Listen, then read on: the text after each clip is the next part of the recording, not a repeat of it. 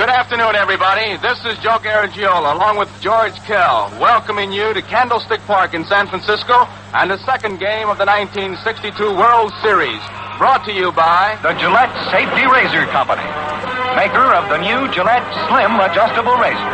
Remarkable super blue blades that give all but unbelievable shaving comfort. Foamy, the cream of all instant lathes. And Right Guard, the new flower spray deodorant for men. And by Chrysler Corporation, where quality is engineered into every car. Maker of Plymouth, Valiant, Chrysler, Imperial, Dodge, Dodge Dart, and Dodge Trucks. For your listening pleasure, Gillette and Chrysler will also bring, exclusively on NBC Radio, the 1963 Rose Bowl game. In this way, these great companies wish to thank you for your support. Yes, sir, exclusively on NBC Radio, Gillette and Chrysler will also bring you the 1963 Rose Bowl game. A great way these great companies wish to thank you for your support. And today, it's the second game of the 1962 World Series. Two right-handers, Jack Sanford, who has won 24 and lost 7. Sanford is the choice of manager Alvin Dark. Jack is warming up the right of home plate. And Ralph Terry, who has won 23 and lost 12. Terry warming up for the New York Yankees. A beautiful day for baseball here at Candlestick. Temperature at game time, 61 degrees. It's a high sky once again, so we'll look for the glasses and the infielders to be really battling these pop flies. Sanford against Terry. Now, this broadcast is authorized under broadcasting rights granted by the Commissioner of Baseball solely for the entertainment of our listening audience.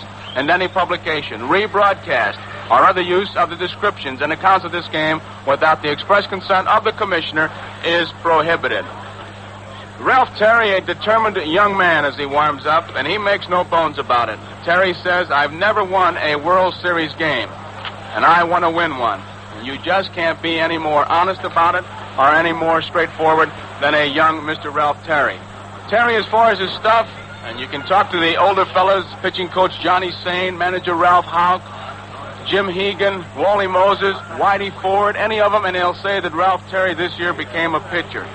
Up until this year, he was pretty much a thrower. He relies on a slow curveball. A curveball with great rotation. It's a tough ball to get under. He throws a slider, and according to both his catchers, Elston Howard and Yogi Berra, he's got all the equipment. Yogi Berra, by the way, will be in the lineup along with Dale Long. Injuries to Elston Howard, a bit of a sprained wrist that Howard suffered in sliding into Ed Bailey in yesterday's ball game. Brought Yogi Berra into the lineup, and Dale Long has replaced Moose Scarron, who's out with a bad back. Ralph Terry has had a great year for the Yankees, 23 and 12. And, of course, the negative statistic that is brought up, and I think it's a ridiculous statistic, is the gopher ball, where they say this fellow's given up so many home runs. The reason that I don't particularly lean on it, from past experience, give me the pitcher who's around the plate, who doesn't walk many, and they're going to hit home runs off him. You look at the gopher ball statistics, and you're going to find great pitchers in that list. You're going to find a fellow like Robin Roberts, and nobody will deny how great he is. A Ralph Terry, a Larry Jackson, a Carl Erskine. You're not going to hit home runs if you're getting a base on balls, and the fellow who gives up the base on balls is the fellow who gets beat. Ralph Terry, a fine pitcher for the Yankees this year, 23 and 12. And he's going against Jack Sanford, who this year, I guess the supreme compliment paid to him was by his manager, Alvin Dark, who when you ask Alvin, what's the big difference in Sanford? Because we knew him in the National League as a hard-throwing right-hander who, when he got in a jam, would rear back and fire that fastball. And Alvin says that it's a different Jack Sanford this year. It's a fellow who will not give in to the hitter. When he gets behind 3 balls, 1 strike, 2 balls and no strikes, it's no longer a match of Sanford's strength, which is his great fastball, against the hitter's strength. If he thinks that the hitter can be gotten by a breaking ball, he'll go to the breaking ball, in the jam, bases loaded or what have you. He's not afraid to throw something beside that fastball when he's behind the hitter. And that's been the big difference as far as Jack Sanford is concerned. He throws a slider, a good high-riding fastball. He'll get that fastball up and get it by you, and he's got a good curveball, which he relies on heavily. And, of course, as we just mentioned, the great confidence that only 20-game winners have. This fella believes that he can win. And you can say the same for Ralph Terry. The Yankees have made the two changes we mentioned. Berra will replace Howard, and Dale Long has replaced Muscara. And Alvin Dark has made some changes in his lineup. Both the Alou boys, Philippe Alou and Matty Alou, will be in the lineup. Matty Alou will be replacing Harvey Keene in left field. And big Willie McCovey will be at first base today. McCovey, a powerful left-hand hitter, will be going against a right-handed pitcher, Ralph Terry. And behind the plate, we've got a change in Tom Haller will be replacing Ed Bailey, who worked the ball game yesterday.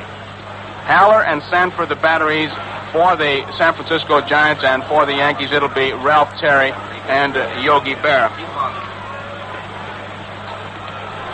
You know, the big talk around the batting cage today, and it was interesting to get the reaction of the San Francisco Giants. And most of them felt that the playoffs and the battle that they had to get into the World Series really took something away from them as far as the first game is concerned. Harvey Keene puts it to where he says, no matter how hard you tried to get up for the ball game yesterday, you just couldn't do it. You couldn't get the maximum effort after the last 4 or 5 days that we've had. Orlando Cepeda says, well, today we lose, but tomorrow we get back in the groove. He was talking about today.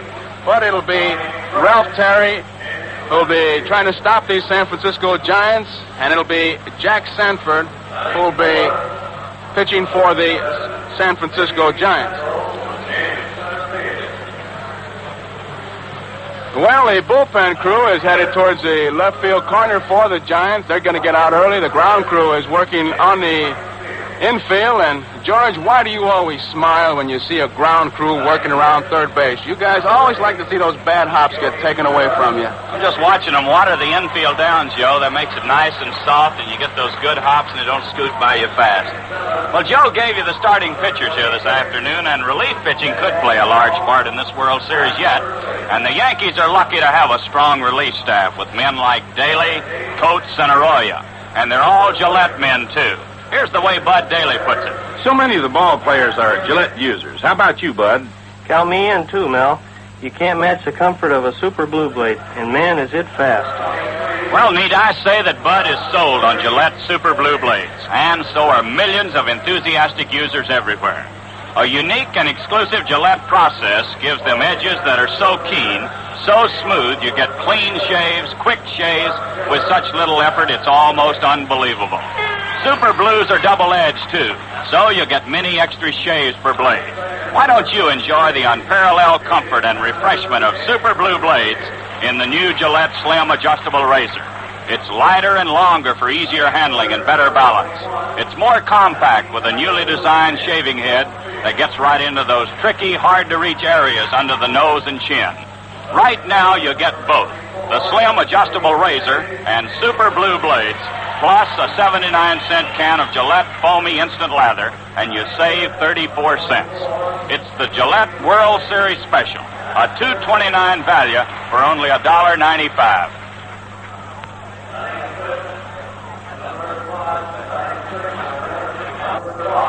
The lineups for the Yankees, Tony Kubek will lead off at shortstop. Kubek, shortstop.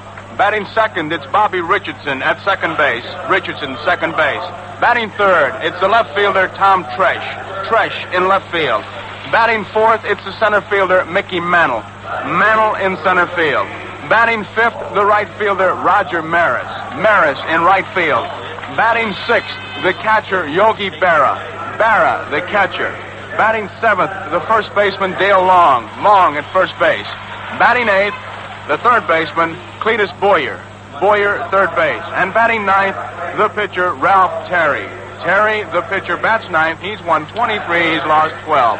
For the San Francisco Giants, Chuck Hiller at second base. Hiller, second base. Batting second, the right fielder, Philippe Alou. A-L-O-U. Philippe Alou in right field. Batting third, it's Matty Alou. Matty Alou in left field. Batting fourth, the center fielder, Willie Mays. Mays in center field. Batting fifth, McCovey. M-C, capital C-O-V-E-Y. McCovey at first base. Batting sixth, it's the catcher, Tom Haller. Haller, Haller, the catcher. And batting seventh, it's Jim Davenport, the third baseman. Davenport at third base. Batting eighth, it's Jose Pagan. Pagan at shortstop. And batting ninth, it's Jack Sanford, the pitcher. Sanford is 124, and he has lost 7. Sanford against Terry, the second game of the 1962 World Series. The umpires have just come out. They've gathered around home plate along with Coach Whitey Lockman of the San Francisco Giants and manager Ralph Houck of the New York Yankees.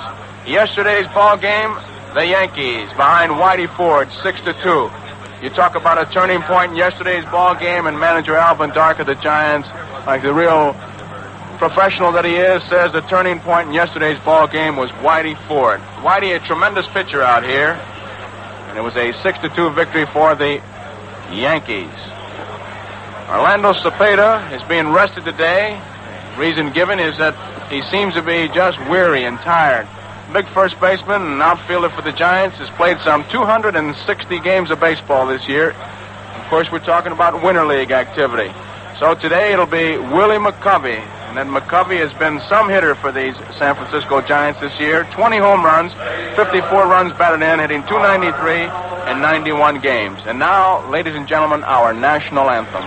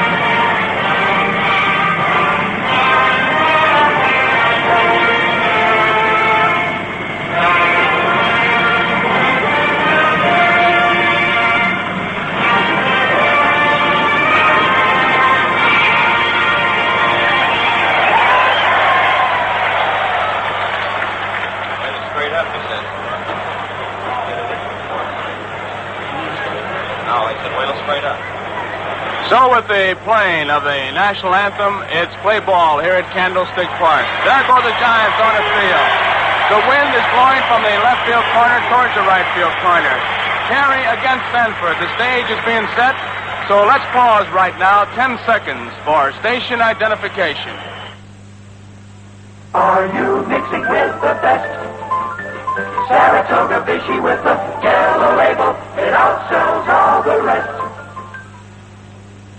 WGY Schenectady. The Giant ball players, as they took their positions, both the infielders, the outfielders, looking towards the sky, adjusting the sunglasses. It's a high sky, as we mentioned. There are no clouds. And when there are no clouds in that sky, you can look for just a little bit of a battle on the pop flies. The wind is blowing from the left field corner towards the right field corner, and they'll be shading towards right center field and the right field line. Whitey Ford said he had trouble breaking his curveball because he had to break it into the wind. He expects that the right-handers love to pitch in his ballpark because the wind blowing from left to right will help the right-handed pitcher's curveball. So we'll soon see. We've got two good ones out there this afternoon. Jack Sanford for the San Francisco Giants, Ralph Terry for the New York Yankees, and George Kell. The second game of the 1962 World Series is about to begin, and it looks like it's going to be a dandy just hanging around that batting cage. Listen to those fellas talk. Absolutely, Joe, and it's another fine baseball afternoon here in San Francisco, just as yesterday, and it might be a little bit warmer here today. Bright, sunshiny afternoon and another high sky, which will give the infielders and the outfielders a bit of trouble on those high fly balls.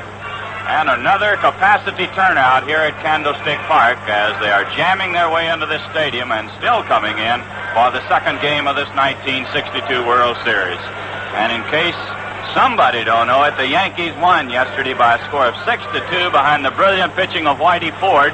And today, they'll send their young right-hander Ralph Terry to the mound to try to make it 2 straight. Terry won 23 and lost 12 this year. And his mound opponent will be Jack Sanford, who's warming up right now. Jack won 24 and lost 7. Sanford has pitched 3 times in the last 6 days, and we were talking to Jack before the ball game today.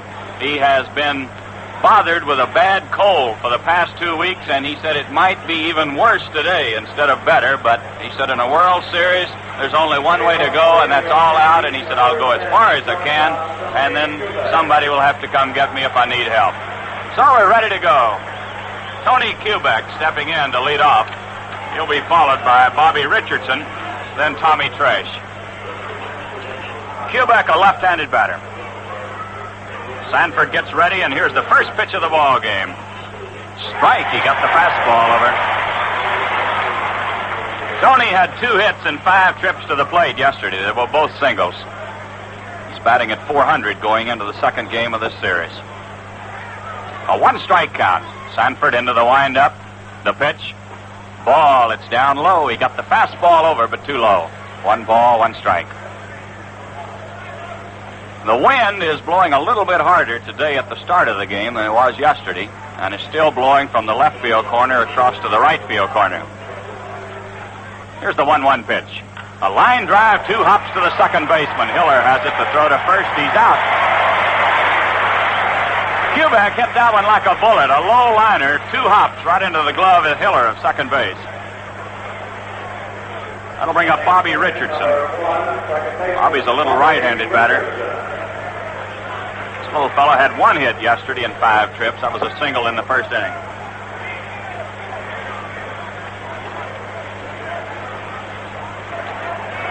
Here's the first pitch.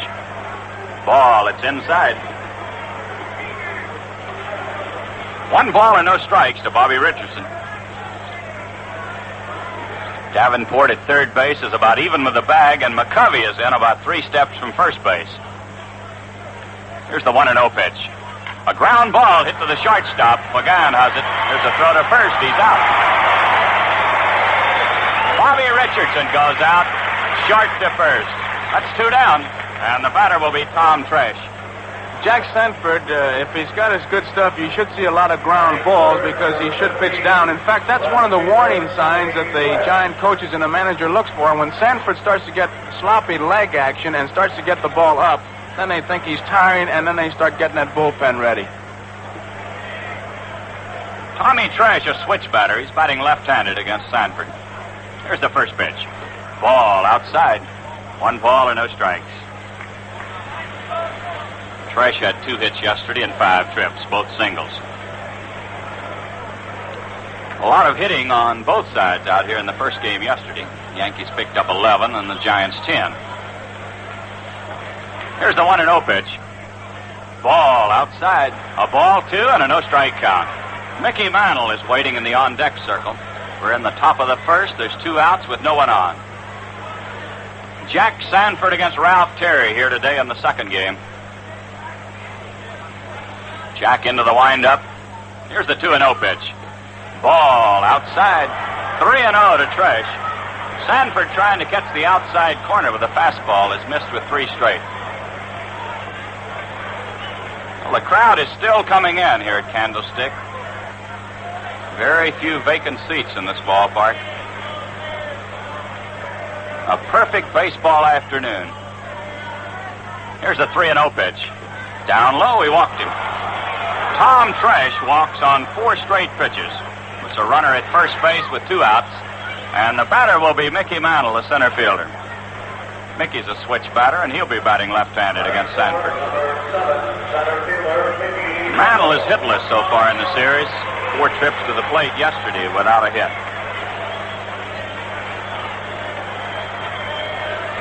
The Giants move deep and around to the right for Mickey. Second baseman Hiller back on the edge of the outfield grass. McCovey, of course, holds against the runner at first base. Here's a quick throw to first. Tresh back in time. If that Lou get any deeper in right field, George, you're going to need a reserve seat ticket to get back in. He's about as deep as you can go, Joe, and pull far to the right. Of course, Mantle, strictly a pull hitter, and with a runner at first base, he'll be trying to pull something down the right field line. Sanford delivers. Down low. 1 ball and no strikes. Jack got the first 2 batters. Kubek bounced to the second baseman. Bobby Richardson bounced to the shortstop. Then Tommy Tresh drew a walk on 4 straight pitches. Now it's 1 ball, no strikes to Mantle. Sanford checks his runner. The pitch.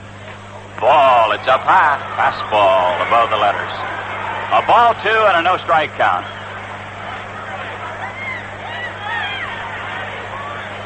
This is a big ball game for both clubs. If any one ball game could be big, the Giants almost certainly need a win in their own ballpark. They would hate to go back east behind 2-0. And the Yankees, of course, trying to wrap it up as quick as they can, would like to take a 2-0 lead into their home ballpark. Sanford taking a little time right now, looking into his catcher, Tom Haller. Here's the 2-0 pitch. Strike. He got the fastball over. A ball 2 and a strike 1 count. Giants have made a few changes in the lineup. They have Matty Alou in left field today. Tom Haller is doing the catching in place of Ed Bailey. And Willie McCovey is at first base in place of Orlando Cepeda. Jack Sanford, of course, the new pitcher. Now Sanford taking a little time, steps off the rubber. Jack working slowly with a runner at first and 2 outs. Here's the pitch. Down low. 3-1 to Mickey Mantle. Jack, trying to hit the corners against these last 2 batters, is not missing by much, but he is just off the corner, both to Tresh and to Mickey Mantle. Mickey's right down on the end of the bat, waiting.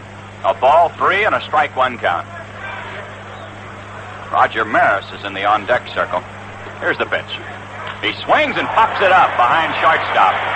Jose Pagan going out on the grass in left field makes the catch. No runs, no hits, no errors, 1 man left, and the score at the end of the first half, the first inning, the Yankees nothing with the Giants coming to bat. Well, Billy Pierce will be pitching for the Giants on Sunday, and nobody tosses a curve better than Billy Pierce. He's got a beauty. And here he is right now talking to Russ Hodges. How about you, Billy? Tried the new Gillette Slim Adjustable Razor yet? I've been using one for months, Russ, and it's the greatest. Makes shaving easier than ever. Well, if you haven't tried the adjustable yet, now's the time to do so with the Gillette World Series Special.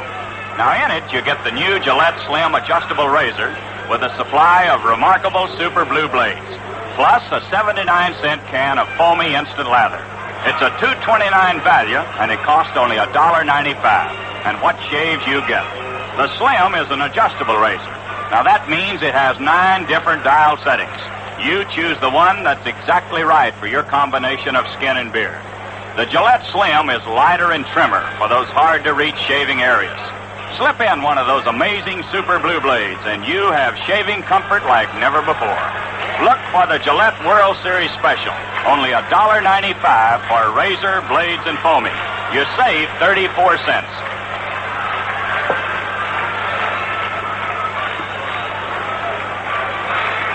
Elston Howard was scheduled to work behind the plate today for the Yankees, and he was in the starting lineup. The only change that manager Houck announced was Dale Long at first base because of the ailing back of Moose Skowron. But Ellie, after taking batting practice, told his manager that he just couldn't snap that bat. He jammed it as he slid into Ed Bailey yesterday. So Yogi Berra will be behind the plate today, working with Ralph Terry.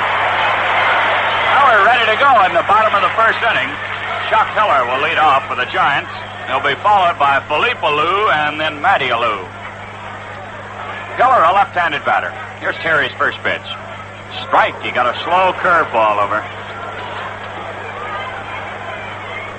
Hiller had 1 hit and 4 trips yesterday. That was a double in the left center field. He scored the second Giant run. Terry delivers. Here's a line drive into right field. Maris coming over. He's got it. A one-handed catch.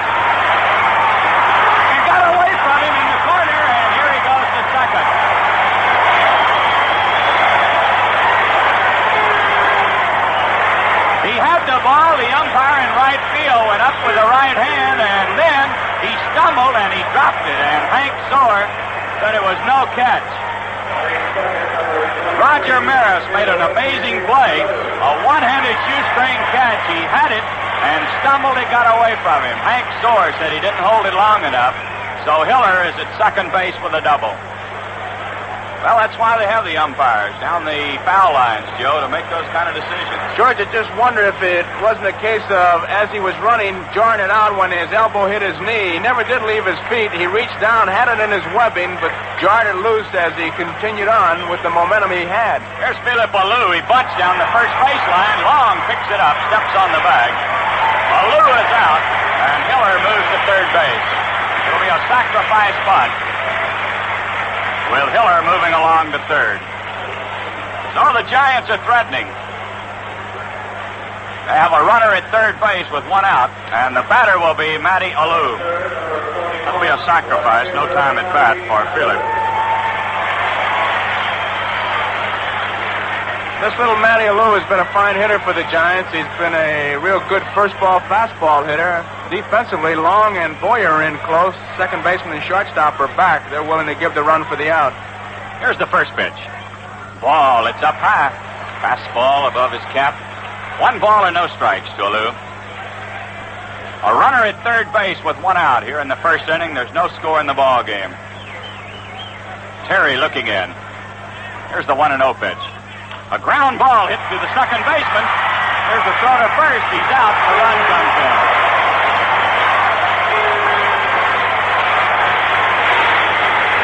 Matty Alou hit the ball on the ground just out of the reach of Long. Long lunged for the ball.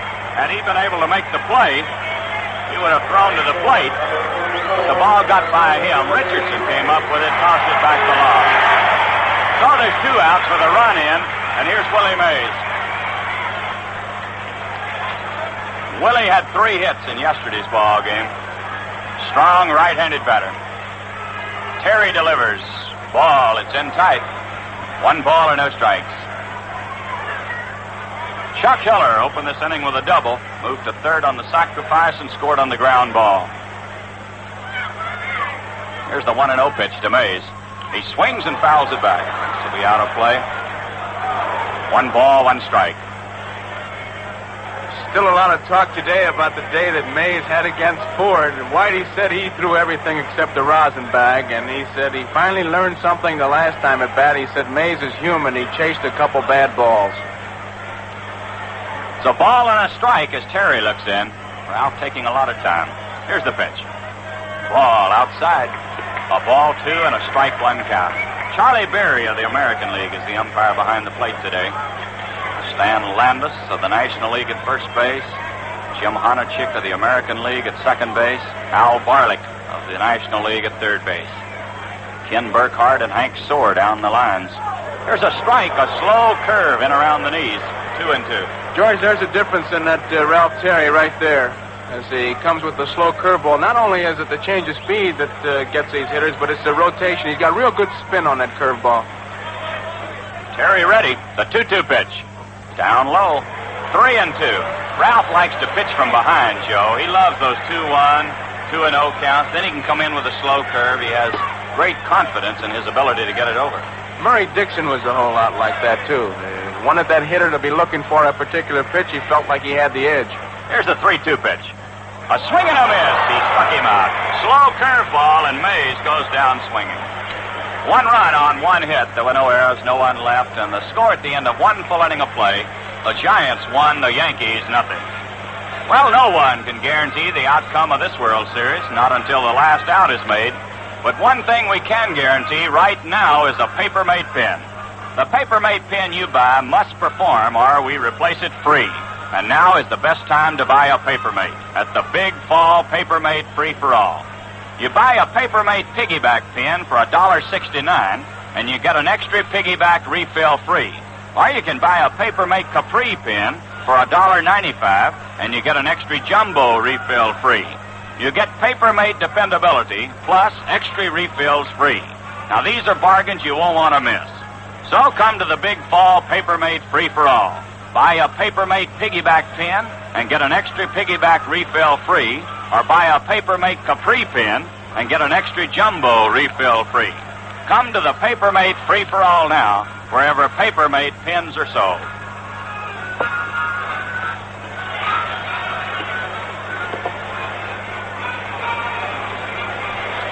Well, at the end of one inning of play, the Giants are out in front of the Yankees by a score of 1-0. A double by Hiller, a sacrifice, and a ground ball to the second base, getting the run in. So the Yankees will send up Roger Maris to lead off. He'll be followed by Yogi Berra, then Dale Law. Yankees have a couple of casualties early in the series. Bill Skowron is out with a bad back, and Elston Howard reported unable to play just before game time today. There's Maris stepping in.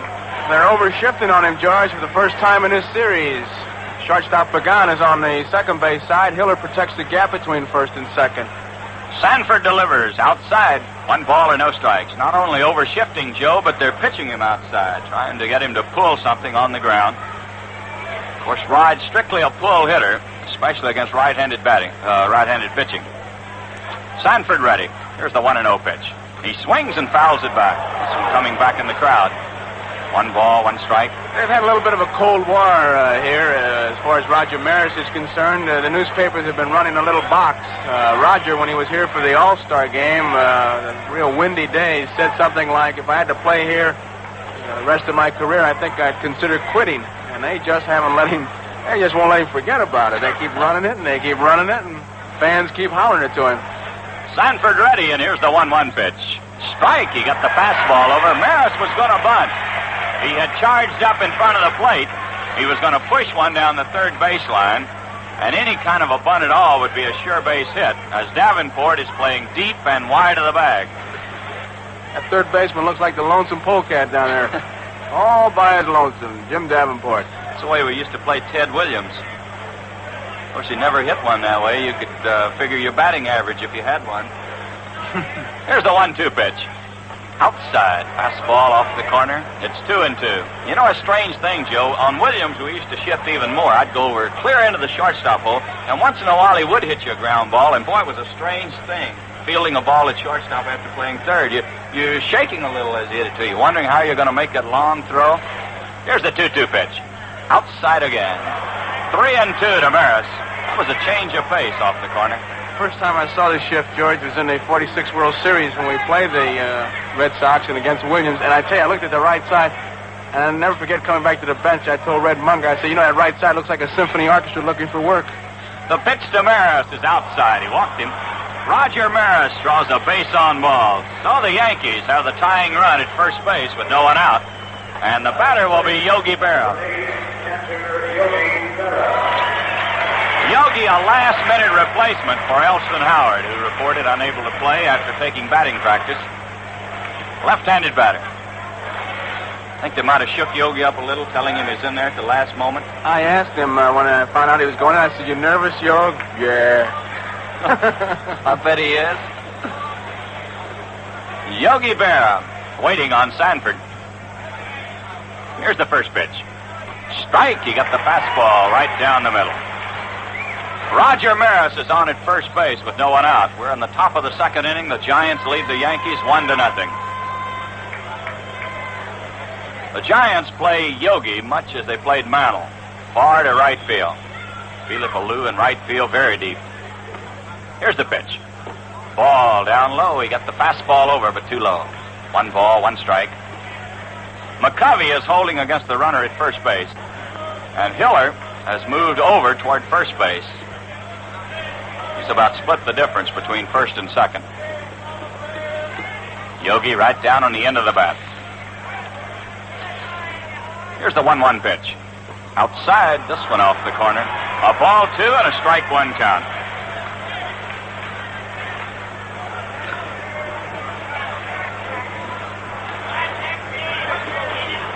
This is the 13th World Series for Yogi Berra. He's waiting on Jack Sanford. Jack taking a little time right now. Checks the sign. The 2-1 pitch. A ground ball hit to the second baseman. Might be a double play. Over to second. Back to first.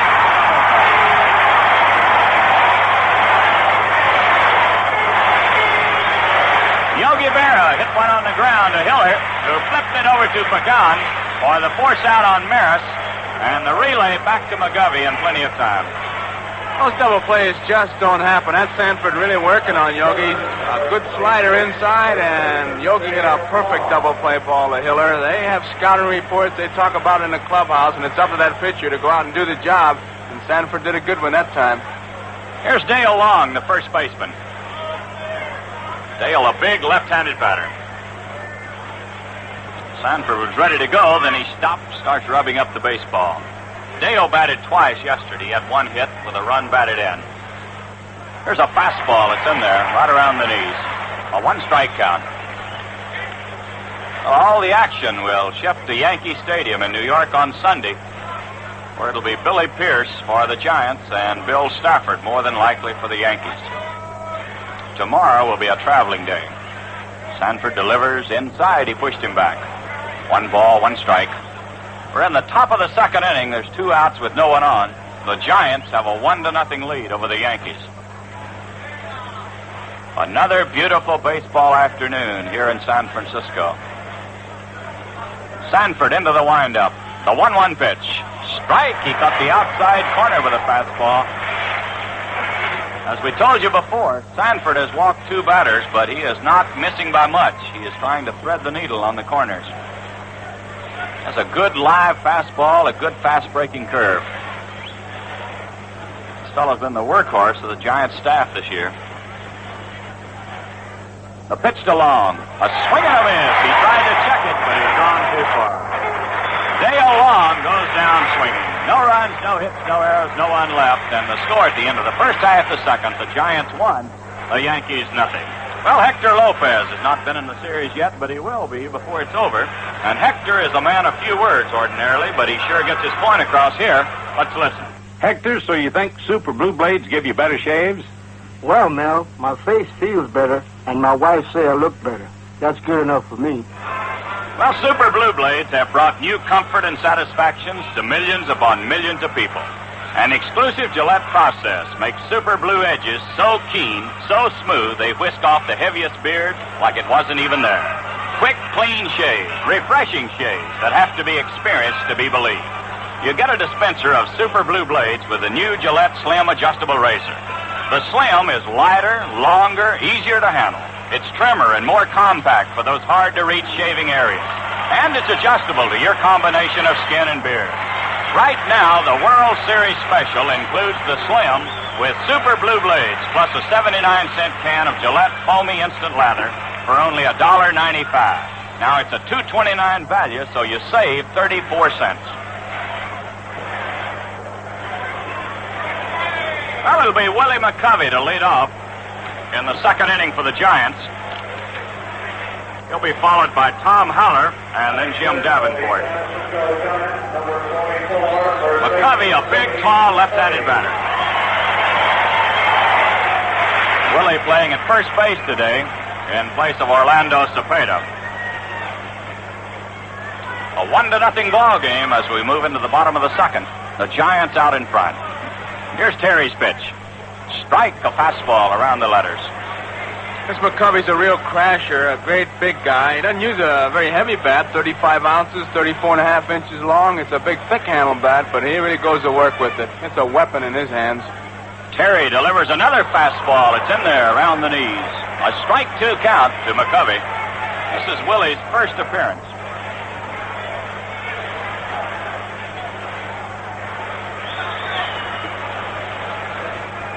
Terry gets ready. A 2-strike pitch. A ground ball hit wide of first. Long has it. Here's the flip to Terry. He's out. Willie McCovey goes out. Dale Long to the pitcher, Ralph Terry, covering first base. That's one away, and the batter will be the catcher, Tom Haller.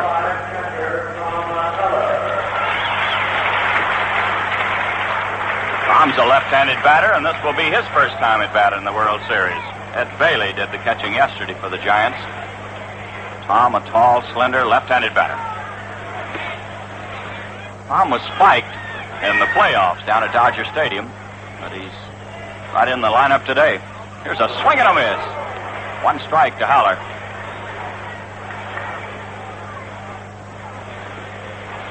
The Giants have 1 run on 1 hit, no errors. The Yankees, no runs, no hits, and they have no errors. Yankees have had a couple of base runners, both on walks. Here's a fastball inside. 1 ball, 1 strike.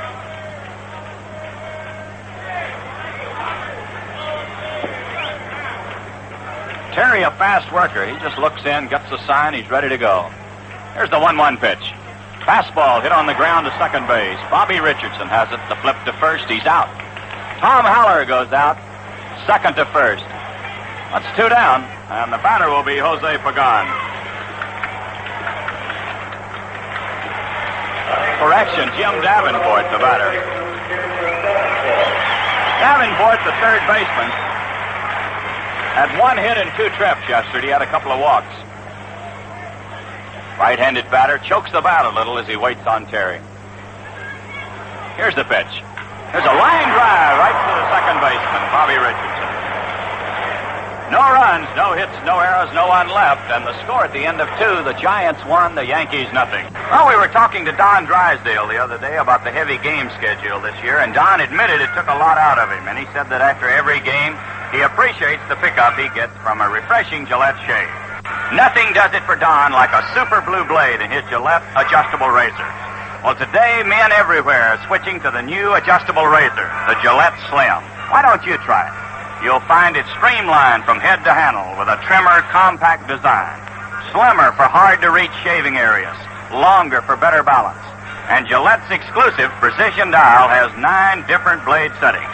You pick the one that's just right for your skin and beard. Right now, you can get the Slim Adjustable on the Gillette World Series Special, along with a dispenser of double-edged super blue blades that delivers all but incredible shaving comfort. Plus a 79-cent can of Gillette Foamy, the cream of all instant lathers. All for only $1.95 on the Gillette World Series Special. Now that's a $2.29 value, and you save 34 cents. George, I was just sitting here watching Charlie Berry take a look at the baseball and couldn't help but wonder how precise that this game of baseball is getting. Now, we're playing in a National League park, so the Yankees had about a dozen and a half baseballs that they used in batting practice.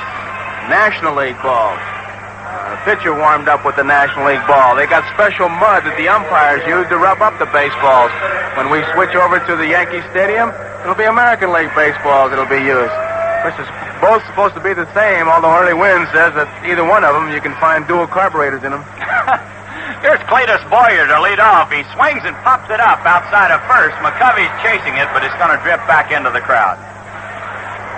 1 strike to Boyer. Cleet had a home run out here yesterday that broke a 2-2 tie. George, and you were playing baseball down in Swift in Arkansas. Did they have an umpire use special mud to rub up the baseballs? Yes, they did, Joe. Yes, we played it big league all the way. We wrapped our baseballs with tape. Painted them white. Jack Sanford gets ready. Here's the pitch to Boyer. Another foul ball over near the dugout. McCovey is chasing it, but this one's going back in the crowd. A 2-strike count to Boyer.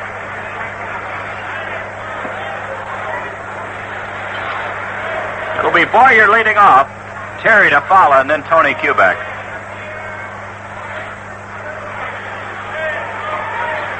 Sanford getting a new baseball from Charlie Berry looking in. Here's the pitch to Cleet. Outside, just off the corner, and Haller thought he had a strike. He was ready to throw it down to Davenport at third base. 1 ball, 2 strikes. The Giants won, the Yankees nothing. We're in the top of the 3rd inning.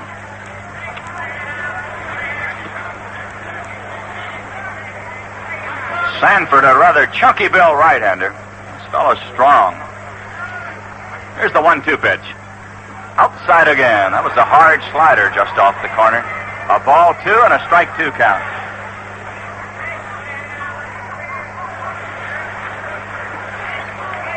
Giants play Boyer pretty much straight away, deep in left field. Jack into the windup. Here's the 2-2 pitch. Here's a fly ball hit to right center field. Willie Mays chasing it. He's got it on the run. Cleet Boyer out on a fly to Willie Mays in right center field. I'll bring up the pitcher, Ralph Terry. George, as you and I both well know, there are a lot of telltale signs that ball players have when they're going to do certain things, but I don't think there's one that's more obvious than when Willie Mays is going to catch a ball. Every time he taps that glove, it's almost like turning on the radar. He's telling you, boys, I got the beat on it, forget about it. Sanford into the windup. Here's the pitch to Terry. A swing and a miss on a fastball. I couldn't help but watch the Giants down in Los Angeles the other day, Joe. The last out of the ball game, you remember, was the fly ball to Mays in center. Right. And they were out of the dugout halfway to the pitcher's mound before he caught the ball. I don't think they believed he could drop one. Here's a swing and a foul back on the screen. 2 strikes. I finished up with the Giants in 54 and came down the stretch with them, and it got funny. DeRocher was then the manager. Any ball that was hit, he'd holler, let Willie get it. It'd be a foul ball in the reserve seat section along the third baseline. He'd want Willie to get it. Ralph Terry, the batter, with a strike 2 count. Sanford ready. Here's the one outside. This one off the corner. 1 ball, 2 strikes. Terry batting with 1 out and no one on here in the top of the 3rd inning. The Giants won, the Yankees nothing.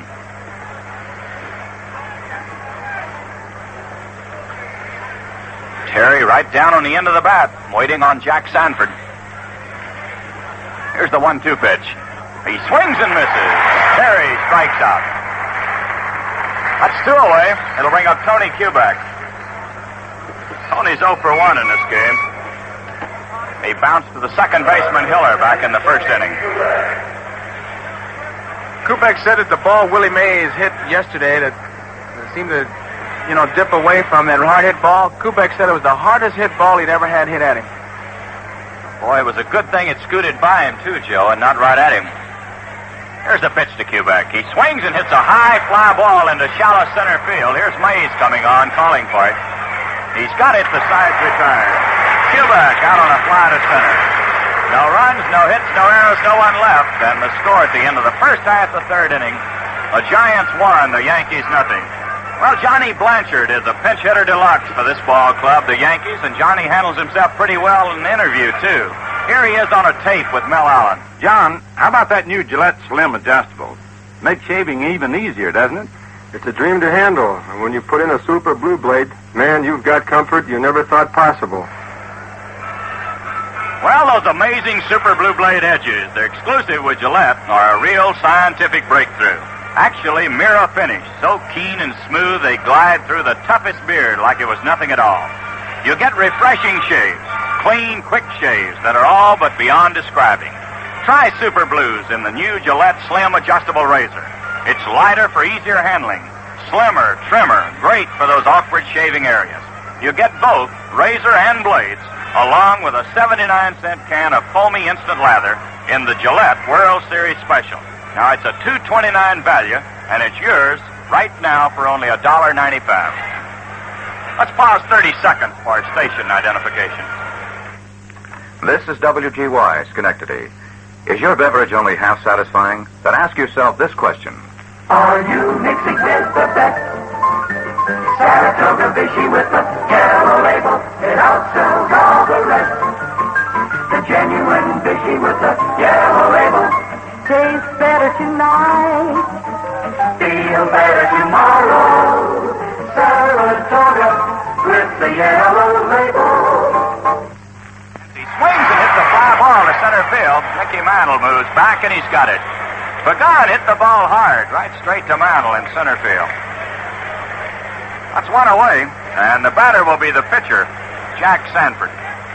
Not a bad hitting pitcher, George. He can swing that bat. He loves to hit, and he takes his cuts up there. Big round of applause for Sanford as he comes on here in the bottom of the 3rd inning. Jack has blanked the Yankees without a hit through the first 3 innings.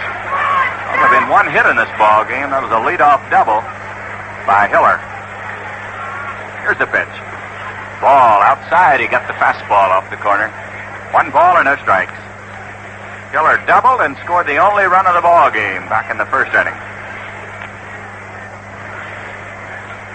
Terry gets ready.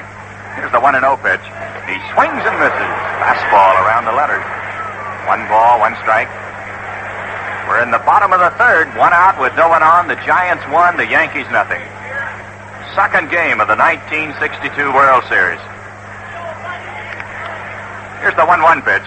He swings and misses. Got the curveball by him. 1 ball, 2 strikes. That's the great equalizer when that pitcher throws your Uncle Charlie that good breaking curveball. I thought that was against the rules, Joe. As pitchers keep telling each other, you don't throw me any, I won't throw you any, but they lie.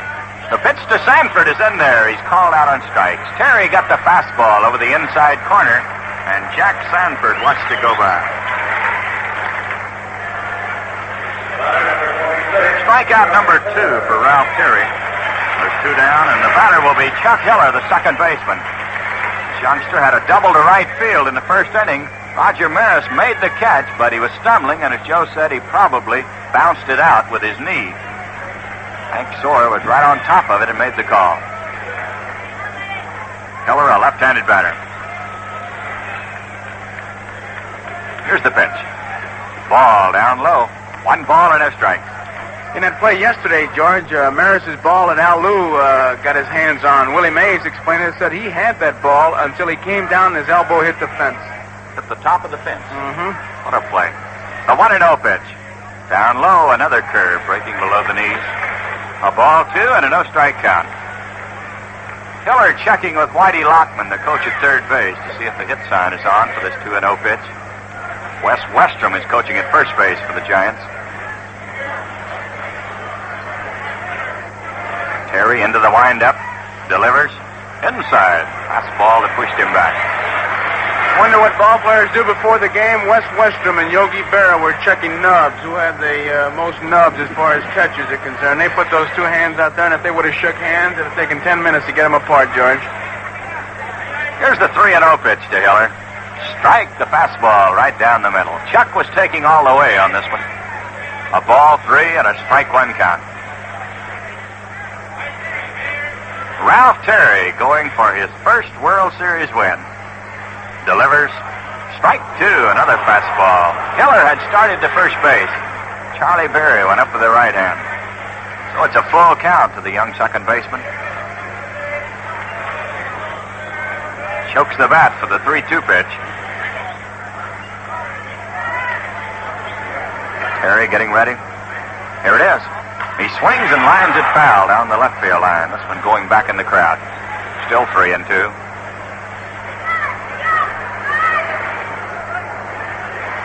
Yankees playing pretty much straight away. Maris pulled a little bit to right field. Warrior wide of the bag at third base. Long, deep, and near the line at first. The 3-2 pitch. He swings and pops it foul. This one's going out of play over behind the Yankee dugout. The wind is such a factor here that even it's unusual. You'll go into a road game, like watching the Giants play on the road, and you'll see play a Hiller straight away. They come here, and they'll shade him because that wind grabs it, and it'll blow it towards the right field corner. Hiller uses a big, thick-handled bat, a potato masher type. Here's the pitch. Ball. It's up high. Chuck Hiller draws a base-on ball as Terry got the fastball around the middle of his cap. That's the first walk given up by Terry. It's a runner at first base with 2 outs, and the batter will be Philippe Alou.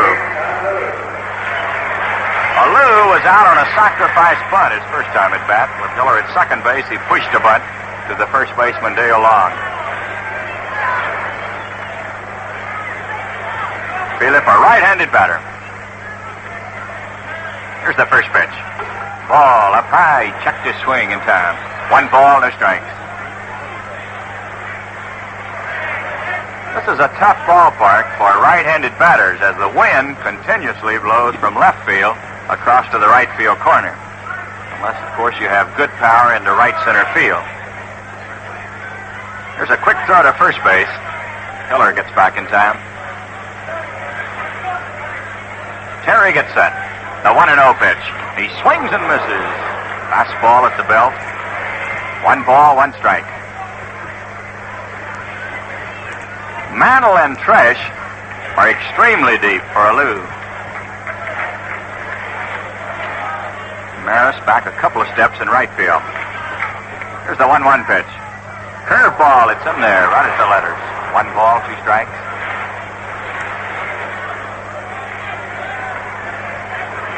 Alou had 1 hit in yesterday's game. That was a line single to left field. waiting on Ralph Terry.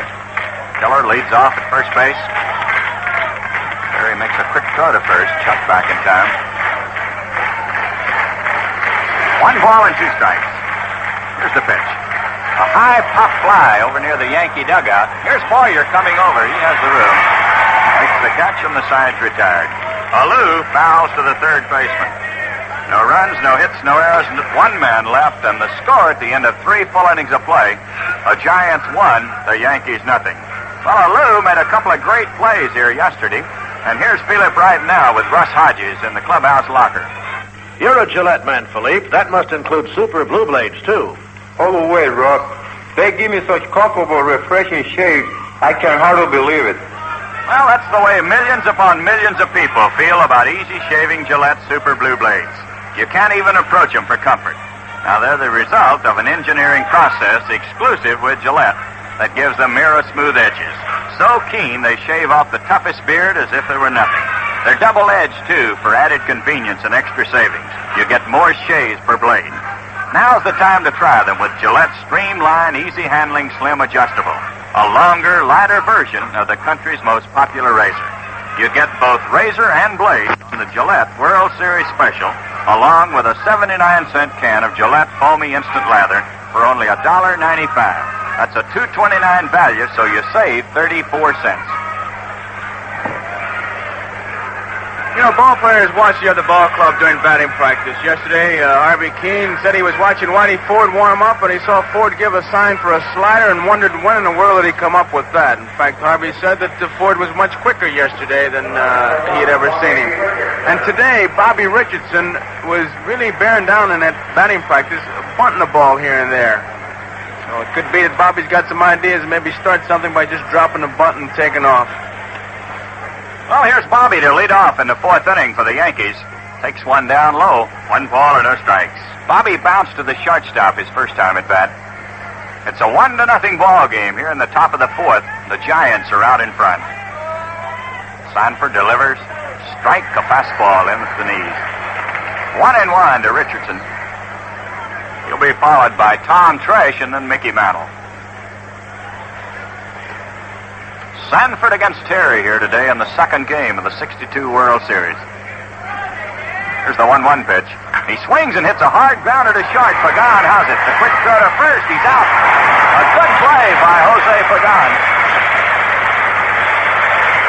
Richardson slammed that one hard to the right of Pagan, who took 2 quick steps, came up with the ball, and then had to make a quick throw to McCovey in time to get Bobby by a step. That's 1 away, and the batter will be Tom Tresh. Tommy drew a walk his first time at bat. Batting left-handed against Sanford. Jack delivers. Strike, he got the curveball over. A 1-strike count. We've seen some great pitching in this series. Whitey Ford turned in a tremendous job here yesterday. Billy O'Dell was a fine pitcher for the Giants. Today it's Sanford and Terry. Here's the pitch. Kubek bunts. It's up in the air. Sanford's calling for it, and he drops the ball. Tommy Tresh bunted the ball up in the air. Sanford, Pagan, and Davenport all went for it. Any one of them could have made the play. Sanford got his glove on it, and he dropped it. We'll have to wait for a ruling on that, Joe. As funny as this might sound, it looked like the sun and maybe even the wind, because Sanford had his back turned as he tried to make the play, and the crowd reacts now, George, as the hit sign is flashed. It'll be a bunt single for Tommy Tresh. Puts a runner at first base. 1 man out, and the batter will be Mickey Mantle.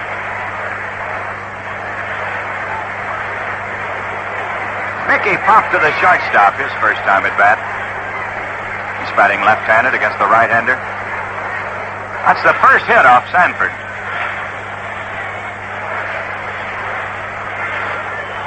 Jack comes to a set position. The pitch to Mickey. Ball down low. 1 ball and no strikes. Sanford did not realize it, but both Pagan and Davenport were standing right behind him. Either one could have made the play. He stuck his glove right up and tipped the ball, just knocking it to the ground out of the reach of Pagan.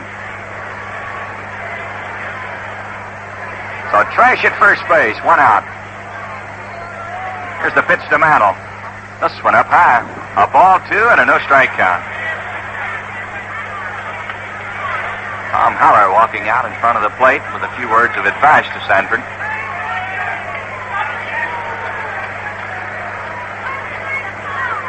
Jack taking a little time right now. He has not been in a jam in this ball game. He has walked a couple of batters and has given up a single. And every time he's had a man on first base, he has slowed his pitching pace, being a little more careful. Here's the pitch. Strike. He cut the corner with a fastball. That was a difference right there, 2-0 against Mantle. He kind of surveys the situation, George. He just doesn't grab that ball as he used to and just pump. He kind of thinks it out and then goes to work. Well, Mickey was looking for something probably on the inside part of the plate he could pull, and Sanford threaded the needle outside. Here it is again, a pop fly that's going to be out of play. This one drifting back into the crowd behind third base. Alvin Dark goes into about a 30-minute speech when you get talking about Sanford, about how he doesn't give in to the hitter. He says if he wants to pitch a hitter a certain way, that's the way he's going to do it, regardless of the situation. And, of course, that's what you want your pitcher to do, to throw the ball that he has the most confidence in. You don't want him to be a hope pitcher. Hope he gets it over and hope the fellow hits it and hope somebody catches it. Mickey Mantle standing in with a ball 2 and a strike 2 count. Tom Trash at first base with 1 out. Sanford still looking in. Gets ready. Here's the 2-2 pitch. Mickey swings and pops it up outside of third base. Here's Davenport coming over. He's got the room. Makes the catch. Mickey Mantle fouls to the third baseman, Jim Davenport. That's 2 down, and the batter will be Roger Maris. Raj drew a walk his first time at bat. It was back in the second inning. Now, once again, the Giants are going into the shift.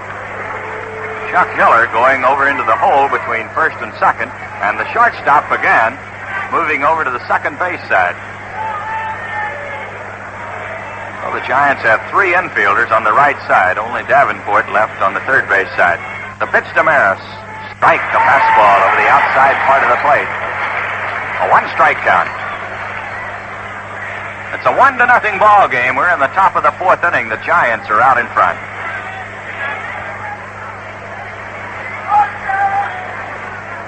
Sanford looking into Haller now, wanting him to start the signs over again. Get set. The pitch to Maris. Outside, just off the corner. 1 ball, 1 strike. When they overshift like that, they're daring you to hit the ball. These Giants are really going even one step further, as they're just keeping the ball outside, to where if Raj would want to just go that way, it's a case of putting that bat on the ball. They're certainly willing to give up that single. Here's the 1-1 pitch. Way outside with this one. Haller has to come out from behind the plate to get it. A ball 2 and a strike 1 count. Well, the Giant thinking here, Joe, more than likely a single. They've got to have 2 hits to score, and with 1 swing of the bat, Maris could pump one out of here, and so they're daring him to hit the ball to left field.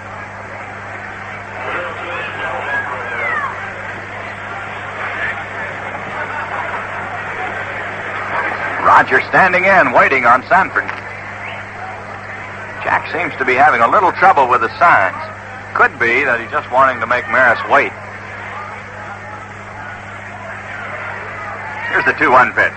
Curveball, it's in there. That was a dandy. Fast curveball in around the knees. And it's a ball 2 and a strike 2 count. Maris was not ready for that one. Looked like he might have been looking for the fastball. Sanford coming in with a beautiful curve. Jack checks his runner. Here's the 2-2 pitch. There goes the runner. Here's the throw down to second base. He is safe at second base. The pitch was outside to Roger Maris, and Tommy Trash gets a stolen base.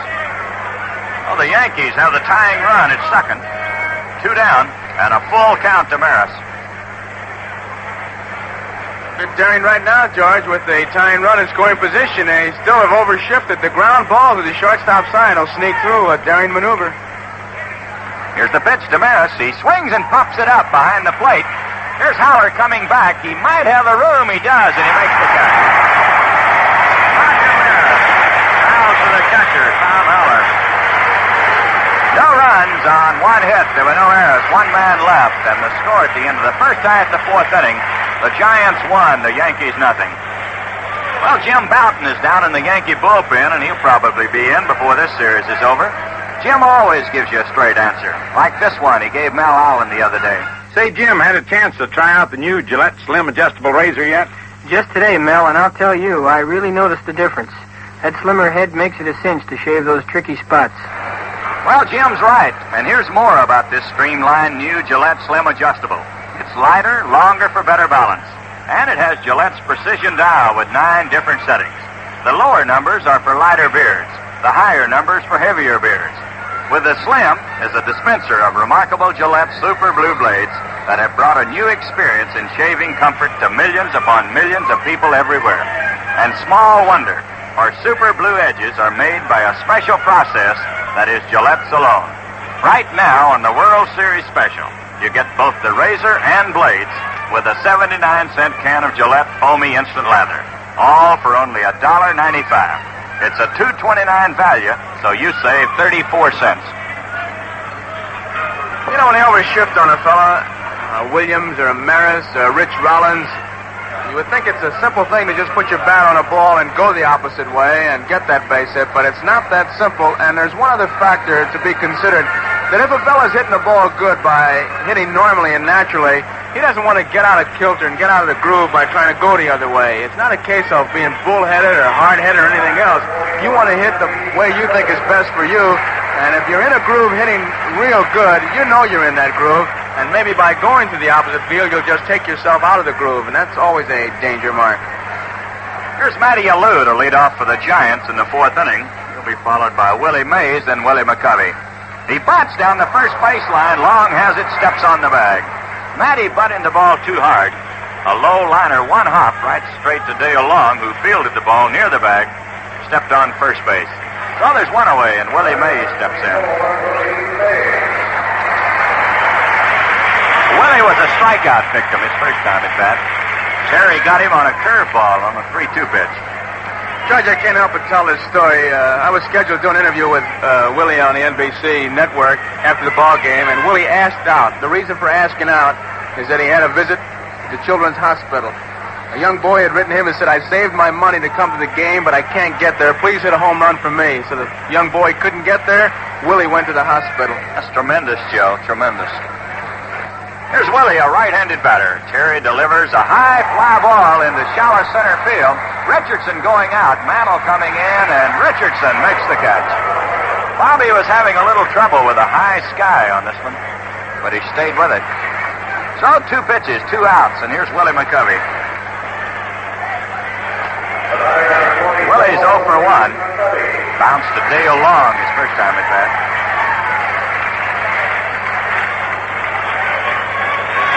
Tall left-handed batter. McCovey batting with 2 outs, no one on in the bottom of the fourth. The Giants won, the Yankees nothing in this ball game. Terry delivers. Strike, he got the curveball over. A 1-strike count. They are really playing him deep. Richardson at second base is on the grass. Long guards the line. Mantle's way over in right center. Maris is deep. Here's the pitch. Oh, nope, it's a strike, says Charlie Berry. Foul-tipped it. Willie checked his swing. The ball hit his bat, foul-tipped back. A strike 2 count. Mantle is so deep we can hardly find him in the crowd out there, Joe. George, this McCovey, I tell you, he's one of these real loose-jointed guys. Look like he's put together with baling wire, and you figure he's going to fall apart any minute. But when that ball gets about 2 feet in front of him, when he's got that bat in his hand, he flies open like a brand-new window shade. He's standing in with a strike 2 count. Terry looking in. Here's the pitch to Willie. Another foul ball. Once again, he checked his swing. The ball hit his bat. Yankees seem to be keeping the ball up high to McCovey, Joe. Keeping it in, too. Keeping it up and in. Say, he's got some strike zone. He's listed as 6'4", but I would imagine from behind that plate he's got to look like he's about 9 feet 9. I always kid him. I say, Willie, they shouldn't put a number on the back of your uniform. They should put a license plate there, and nobody pass you on the right. He's standing in with a strike 2 count. Terry getting ready. Ralph working a little slower right now than he did in the early part of the ball game. delivers outside, a fastball off the corner. 1 ball, 2 strikes. Matty Alou went out on the first pitch to Dale Long. Willie Mays hopped up the second pitch to Bobby Richardson. Now it's 1 ball, 2 strikes to Willie McCovey. Willie right down on the end of the bat. Terry delivers a slow curve. It's down low. He checked his swing. That'll even the count at 2-2. The pitch was close, and Terry thought he had him.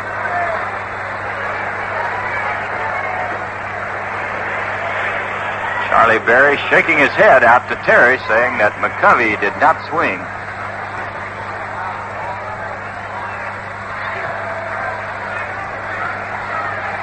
Ralph goes into the windup. The 2-2 pitch. He swings and misses through the fastball by him, and McCovey goes down swinging. No runs, no hits, no errors, no one left, and the score at the end of 4, the Giants 1, the Yankees nothing. Well, now's the perfect time to try the new Gillette Slim Adjustable Razor. Now, this is an adjustable razor with 9 different blade settings. One that's just right for your skin and beard. It's streamlined, too.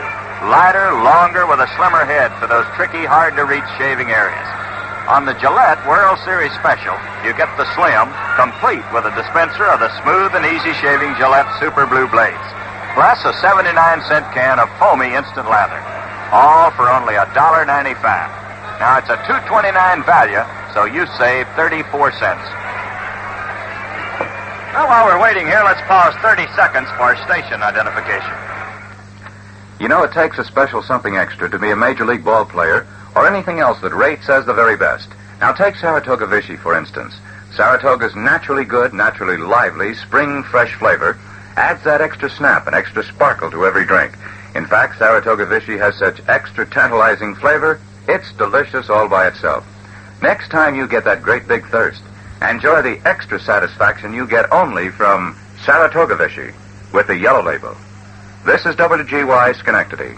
Yogi Berra will lead off for the Yankees in the 5th inning. A 1-0 ball game. San Francisco out in front of New York.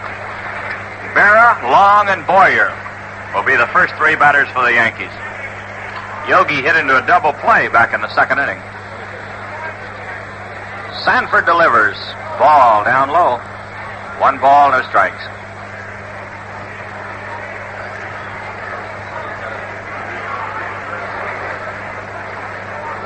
Yogi, a left-handed batter. Little fellow right down on the end of the bat. The pitch, outside, a fastball off the corner. It's ball 2 and no strikes. The only run of this ball game scored in the 1st inning. Chuck Hiller doubled to right, moved to 3rd on a bunt, scored on a ground ball to the 2nd baseman. The pitch to Yogi, strike, he got the corner. Sanford has been very effective here today on the 2-0 pitch. Getting that outside corner instead of coming in with a good one, Joe. You can almost hear what Yogi's saying to Charlie Berry. I don't mind you calling on me, but call him when I'm catching, too. Sanford into the windup. Delivers. Here's a high fly ball down the left field line. Pagan is chasing it. Alou is there, and Alou's going to make the catch. He does. Yogi Berra pops one up down the left field line. Matty Alou racing in to make the catch. That's 1 away, and the batter will be Dale Long. Here's the attendance here today. 43,910. 43,910.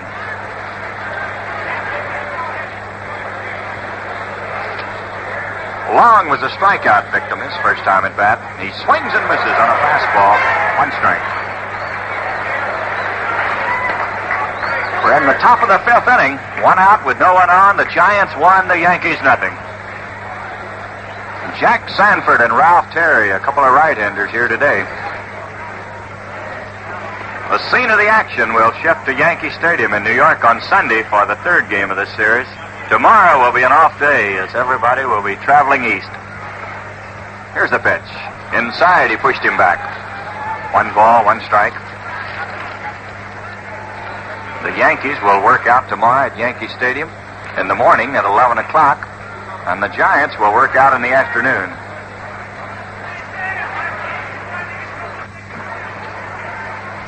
Dale Long waiting on Sanford. Jack taking a little time. He and Haller seem to have a little trouble getting the signs together. Here's the 1-1 pitch. He swings and pops it up. Maybe out of play. Here's Haller coming back to the Yankee dugout. He's there, and he's got it right at the railing. Tom Haller racing to the dugout, made the catch and crashed into the railing. George, the wind is a big factor on a pop foul that's hit towards the third base line. You don't see Haller or any of the Giant catchers, for that matter, hesitate when that ball is hit near the dugout. They take off because it'll blow right back in. Well, it looked like it was about 6 rows back in the seats at one time. But Haller, knowing this ballpark, stayed with it, made the catch. The batter is Clete Boyer, the third baseman. Clete flied to center field his first time at bat. Sanford into the windup, delivers. Here's a line drive to left field, a solid single for Clete Boyer. That'll put a runner at first base with 2 outs, and the batter will be Ralph Terry. It's a big base hit for the Yankees. It brings Terry to the plate here in the 5th inning instead of the leadoff man in the 6th inning. It's hit number 2 for the Yankees. The Giants have but 1 hit off Terry. That was a double by Hiller in the first inning that led to the only run of the ball game. Sanford wants a new baseball. He tosses this one in, and Charlie Berry comes out with a new one. Terry was a strikeout victim his first time at bat. Ralph was telling me before the ball game today he was going to punch a single either through the middle or into right field, Joe, so we'll be watching him here. He has a big hole between first and second. Sanford delivers. Here's a ground ball to the shortstop. Pagan has it. The long throw to first base. He's out. Terry goes out. Short to first. No runs on 1 hit. There were no errors. 1 man left. And the score at the end of the first half, the 5th inning. The Giants 1, the Yankees nothing. The first half of today's game has been brought to you by the Gillette Safety Razor Company. And the second half of today's game is brought to you by the Chrysler Corporation. Your car, sir. Thank you. 63 Chrysler, isn't it? Just got it. Very handsome. The 1963 Chrysler New Yorker. The crisp new custom look of Chrysler 63. New Yorker is an unmistakable car in any company. A big car, big with pride, power, self-confidence. The crisp new custom look. And New Yorker is as handsome inside as out. Oval-shaped steering wheels are color-keyed to match 9 different interior trim combinations. Chrysler New Yorker, a big, beautiful step ahead. It's the best engineered and best built car in Chrysler history. Your dealer invites you to visit this car, Chrysler 63, a product of Chrysler Corporation. Where quality is engineered into every car.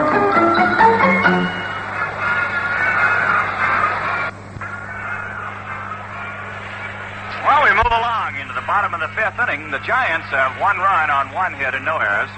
The Yankees have no runs on 2 hits and they have no errors. The catcher, Tom Haller, will lead it off. He'll be followed by Jim Davenport and then the shortstop, Jose Pagan. Nice round of applause for Haller as he steps in for the fine catch that he made on the pop fly near the Yankee dugout. Haller, a left-handed batter. He bounced to the second baseman his first time at bat. Here's Terry's first pitch. Curveball, it's in there. 1 strike. Haller didn't like the call on that one too much. He turns, says something to Barry. Just a short conversation. Here's the 1-strike pitch. Another curveball. He fouls it back to the screen. It was a slow curve. Ralph pulled the string on him. Tom was out in front, and he bounced it foul. You can see with this Terry would be tough after throwing you a couple slow curveballs when he turns that fastball loose because he's got a real good fastball and it just get by you before you realize what's really happening. Ralph into the windup. The 2-strike pitch. A high foul ball outside of third. Here's Boyer coming over. Has plenty of room. He's got it. There's 1 away. Boy, the sun and the high sky giving these infielders a lot of trouble here today. Tom Haller fouls to third base. 1 down, and the batter will be Jim Davenport, the third baseman. Davenport lined the ball hard to Bobby Richardson his first time at bat.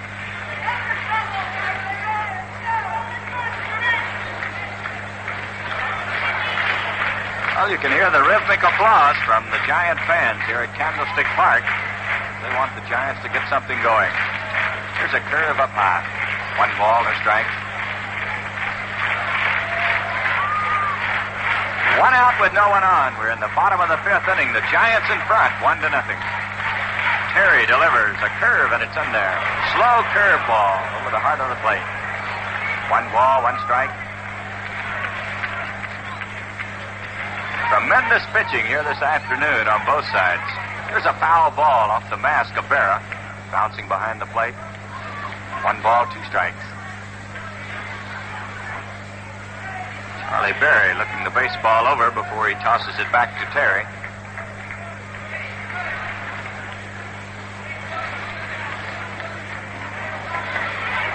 Yankees pretty much straight away for Davenport. Not too deep in the outfield. Jim's more of a line drive hitter. Here's the 1-2 pitch. Curve down low. Scooped up by Berra. A ball 2 and a strike 2 count.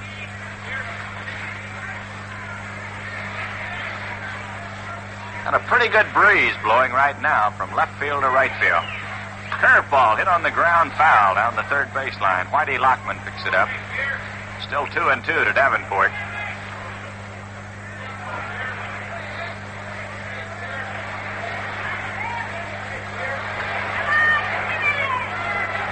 Terry taking a little time as he waited on Davenport to get back in. Checks his sign with Berra. Here's the 2-2 pitch. Curveball, he struck him out. Jim Davenport goes down swinging on a high curveball. Strikeout number 4 for Ralph Terry. It's 2 down, and the batter will be Jose Pagan. Terry's been tough, George. Only 1 fly ball to the outfield, and that was hit by this very same Pagan who's coming up there now. Yesterday, there were only 3 of them hit out there. Mantle caught the last one. In fact, they were kidding Mantle, congratulating him on a fine catch of the last out. Pagan, a right-handed batter. He had 3 hits in yesterday's ball game. He hit the ball hard the first time up today, straight to Mantle. Here's a strike. He got the curveball over. A 1-strike count. This little fellow's been the real surprise of both the playoffs and the series. He's played great shortstop, and he's chipped in with some big hits. Here's the 1-strike pitch. A curve, I believe he hit him. He did. A curveball that was not delivered hard hit him either on the shoulder or on the top of the helmet. He's all right. He's up and trotting down to first base. So Pagan on at first, hit by a pitch ball. With 2 outs, and the batter will be Jack Sanford, the pitcher. Jack, George, Pagan all season long has been the type of guy who you really don't notice him, except that he's always crossing home plate. That's when you really notice him. He gets on by beating out a bunt. He gets a single. He'll play hit and run. The Bombers get all the headlines, but Pagan, he'll be right in the middle of everything. Well, he's at first base right now with 2 outs. And time is called as Sanford steps out of the batter's box for a moment. Jack getting back in. Here's the pitch. Ball outside. 1 ball or no strikes. This is a perfect spot for Pagan to be running, except the pitcher is batting, and the Giants would rather not have Sanford leading off in the 6th inning should Pagan be thrown out at second base. Here's the pitch. Foul ball. This one back in the crowd. 1 ball, 1 strike. Another capacity house. Yesterday we had 43,852. Today we have 43,910.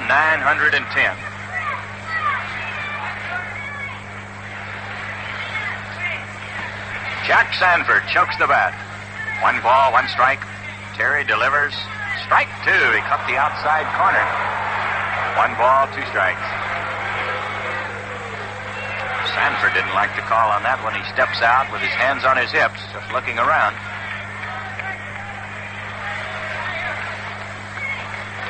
We're in the bottom of the 5th inning. The Giants are leading 1-0. They picked up a run in the 1st inning, and that's been the only scoring in this ball game.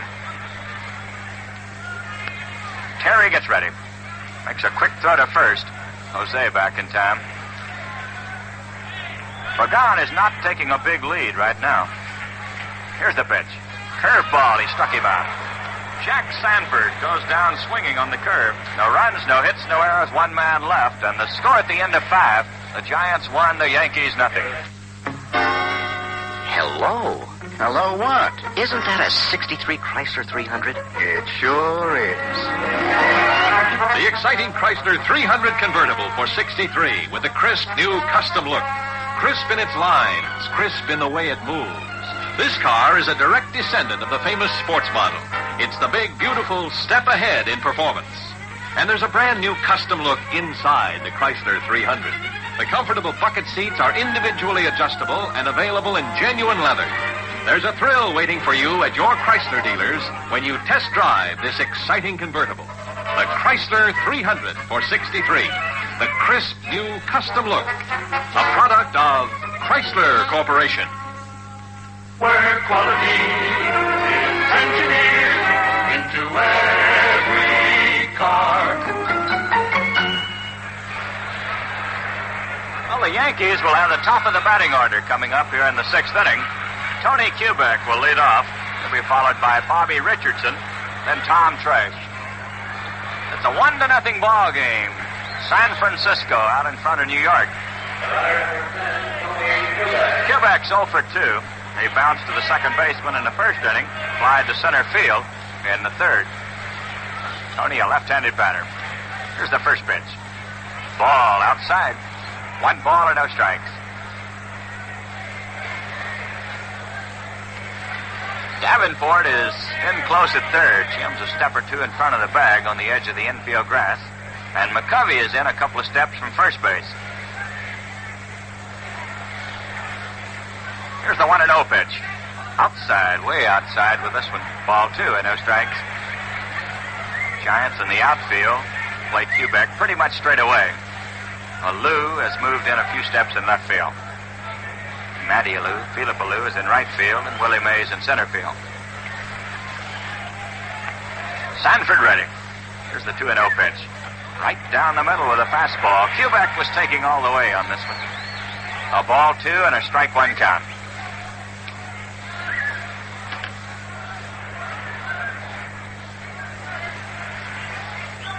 Sanford has been behind on a lot of batters, 2-0, but then right back with the next one. Here's the pitch. Strike 2 again. He threaded the needle on the outside corner with a fastball. It's 2-2 to Kubek.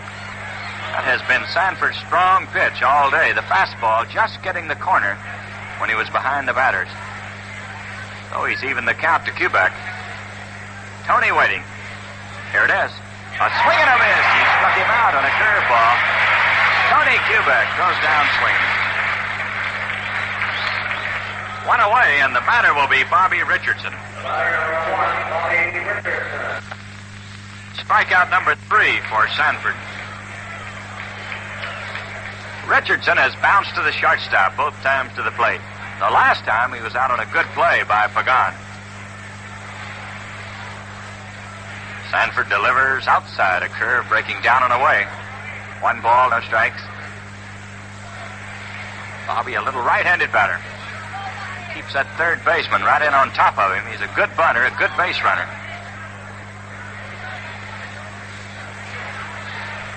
Here's the 1-0 pitch. He swings and sends a fly ball to center field. Mays going back, waiting. He's got it. There's 2 out. Bobby Richardson out on a fly ball to Billy Mays in center field. That's 2 down, and the batter will be Tom Tresh. Well, Tommy's had a perfect afternoon so far.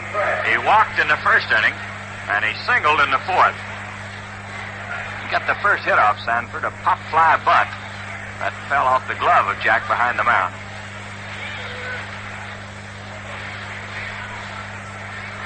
Here's the pitch. Outside corner with a strike. Charlie Berry going up with the right hand. 1 strike to Tresh. 2 outs with no one on. We're in the 6th inning, a 1-0 ball game. The Giants in front. The pitch to Tresh. He swings and misses. Tommy was trying to hit that one down the left field line with Davenport playing in close.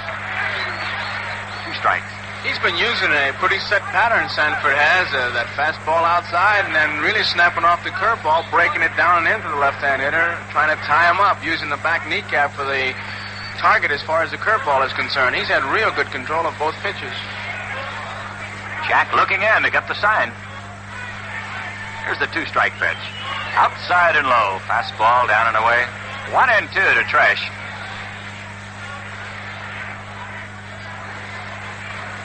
Jack has walked 2 batters.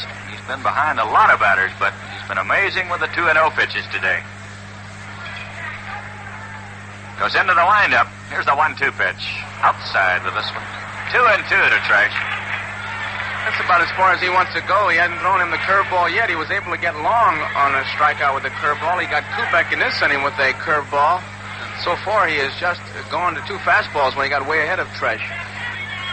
Well, we're ready for the 2-2 pitch. A swing and a miss. A curveball. He struck him out. The ball was in the dirt. Haller has to throw down to first to McCovey to retire Tresh. No runs, no hits, no errors, no one left. And the score at the end of the first half, the 6th inning. The Giants won, the Yankees nothing. Isn't that a new Chrysler? You're right. That is a beautiful car. Chrysler Newport, the crisp new custom look of Chrysler 63. Crisp and clean in its sweeping lines, in its long, low hood, in its smooth, unbroken surfaces. The large rear window has the custom look of a limousine. The interiors have the same feel of quality. Fabrics are made of 100% nylon warp. Vinyls are saddle grain. It's hard to believe that all the luxury in the Chrysler Newport is only a step above the low-price feel. Take the big, beautiful step ahead at your Chrysler dealers now. Get the crisp new custom look of Chrysler 63, a product of Chrysler Corporation. Where quality is engineered into every car.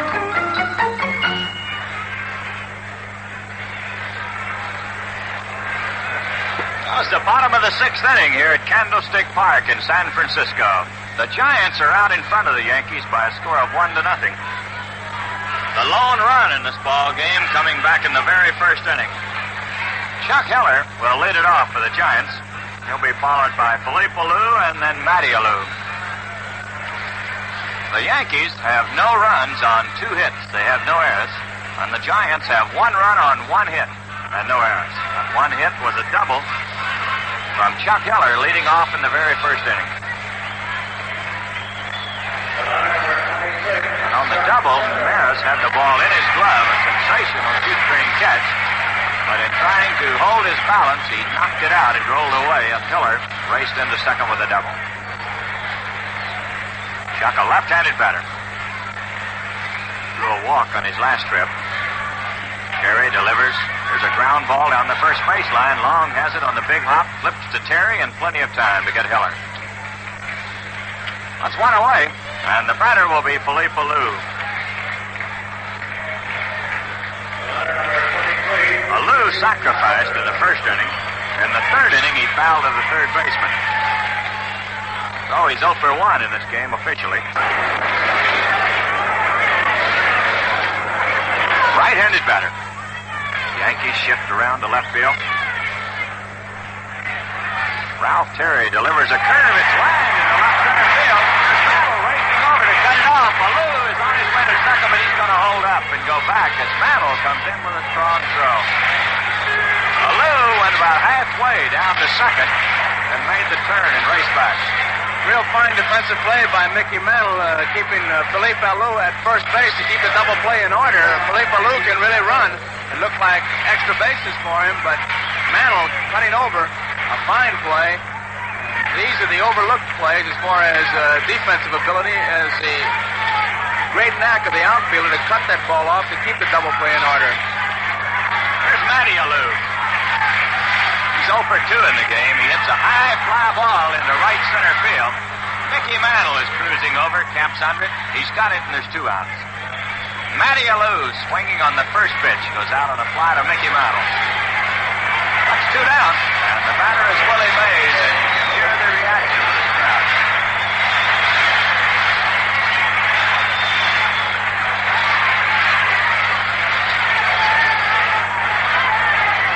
Willie struck struck out in the first inning.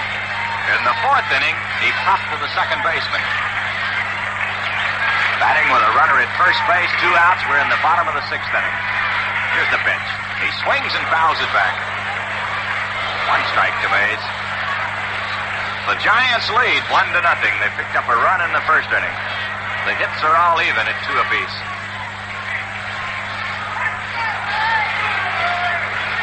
Yogi taking a little time behind the plate. He kicks the dirt away. Says something to Willie Mays before getting back. Terry gets set. Here's the pitch. Ball. It's down low. A curve breaking down and away. 1 ball, 1 strike. Hiller started this inning with a ground ball to the first baseman. Philip Alou, then lined a single in the left center field. Matty Alou sent a fly ball to Mantle in right center. Now it's 1 ball, 1 strike to Willie Mays. Willie right down on the end of the bat, waiting on Ralph Terry. Here's the 1-1 pitch. There goes the runner. Here's a ground ball to the shortstop. Kubek has it to throw to first. He's out. Willie Mays goes out short to first.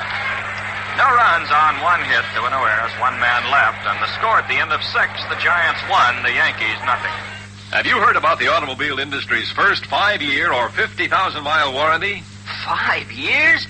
50,000 miles? That's right. It's the warranty now offered on 1963 Chrysler Corporation cars. What does it cover? It covers the powertrain of your car, the expensive parts to repair or replace. Sounds terrific. It's the most significant warranty ever offered on an automobile. Your dealer will be glad to explain his new warranty, another first from Chrysler Corporation. Stay tuned for details later in this game.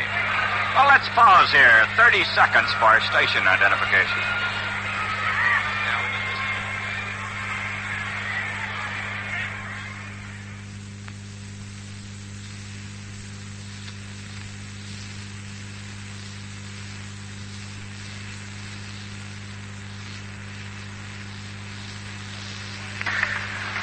WGY Schenectady.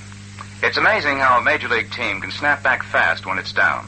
When you're feeling down, you too can snap right back with a cold, sparkling refresher. Saratoga Vichy. Instant pick-me-up tang, so tantalizing it's delicious all by itself. And Saratoga's naturally livelier, spring fresh flavor adds zip, life, and sparkle to every mixed drink. So for that finger-snapping, toe-tapping taste and feeling, be sure it's Saratoga Vichy with the yellow label.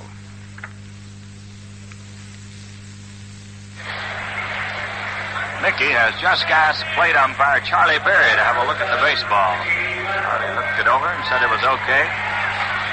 And we're ready to go. Mantle popped to the shortstop in the first inning. In the fourth inning, he fouled to the third baseman.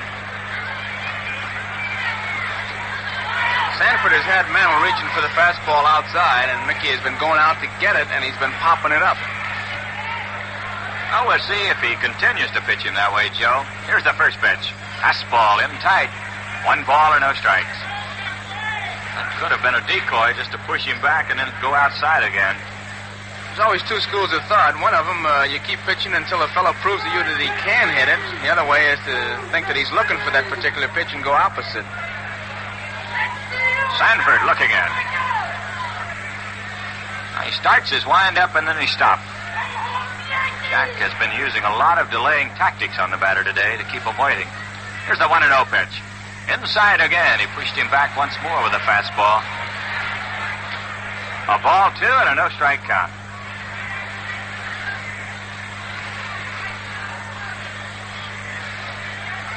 Three left-handed batters in a row to face Sanford here in the 7th inning. Here's the 2-0 pitch. Mickey swings and hits a bouncer to first base. McCovey has it. Here's a flip to Sanford. He's out. Mickey Mantle slammed a ground ball to Willie McCovey at first base. Jack Sanford raced over to take it in front of Mantle. That'll bring up Roger Maris.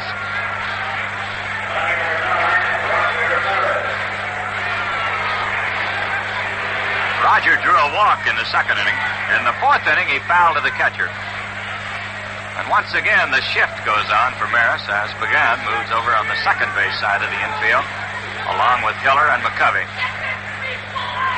It would be almost impossible to hit a ground ball between McCovey and the first baseline. only a step or so off the line and deep at first base. Here's the pitch. Strike, he got the corner. Fastball over the outside part of the plate. 1 strike to Roger.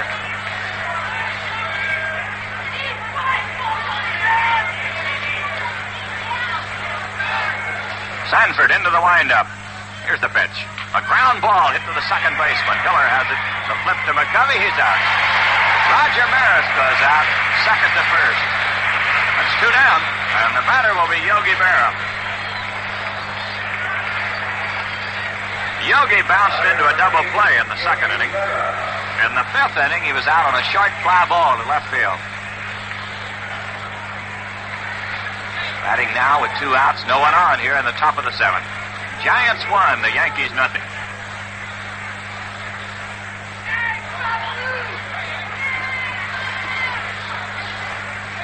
Sanford gets ready. Here's the first pitch. A swing and a miss. 1 strike to Berra. Of course, Sanford and Haller both know that all these Yankee hitters going up there with one thing in mind. That's to try to tie it up with 1 swing. And sometimes that works as a big advantage for you when you know what they're up there trying to do. Here's the 1 strike pitch. Outside, trying to catch the corner. He missed with this one. 1-1 to Yogi. Each team with 2 hits, as these 2 pitchers have been great here this afternoon. Yogi Berra waiting. 1 ball, 1 strike. Jack Sanford delivers outside. Yogi checked his swing. Ball 2 and strike 1. Is Yogi like Roberto Clemente in the National League? When you try to use a pitch to set up another one or waste it, you may be in trouble because they'll just go out and rack it up for you. Because the strike zone, as far as they're concerned, is any ball thrown by the pitcher that stays in the park. It's a ball 2 and a strike 1 count to the Yogi man. Sanford into the windup. Here it is. He swings and misses. A fastball in around the knees. Leaving the count at 2-2 to Berra.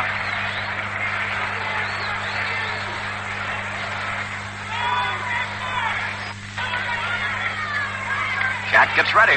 Here's the pitch. This one in the dirt. Scoots by the catcher all the way back to the screen. So it's 3-2 to Berra. See, he was intent on bouncing that ball up there because, just to repeat, sometimes you try to waste a pitch, waste it to the extent you get it out of the strike zone, hoping it'll help your next delivery. But fellas like a Clemente or a Barrow, they'll widen the strike zone and won't let you waste it. You find that when you get 2 strikes on them, you're the guy that's in a hole. Here's a 3-2 pitch to Yogi. Ball, it's up high, he walked him. Berra draws a base on balls. Sanford got the fastball around the bill of his cap. Walk number 3 given up by Jack. It's a runner at first base with 2 men out. And the batter will be Dale Long, the first baseman. Dale struck out in the 2nd inning. In the 5th inning, he fouled to the catcher. Tom Haller made a fine play on his foul fly near the Yankee dugout. Big, tall, left-handed batter. Sanford checks his runner. Here's the pitch. Ball up high. 1 ball and no strikes. We're getting some action in the bullpen for the Yankees. Jim Coates, tall right-hander, getting up. And Bud Daly, a left-hander, getting up to do some throwing. 1 ball and no strikes to Long. Sanford ready. The pitch. Outside. A ball 2 and a no-strike count.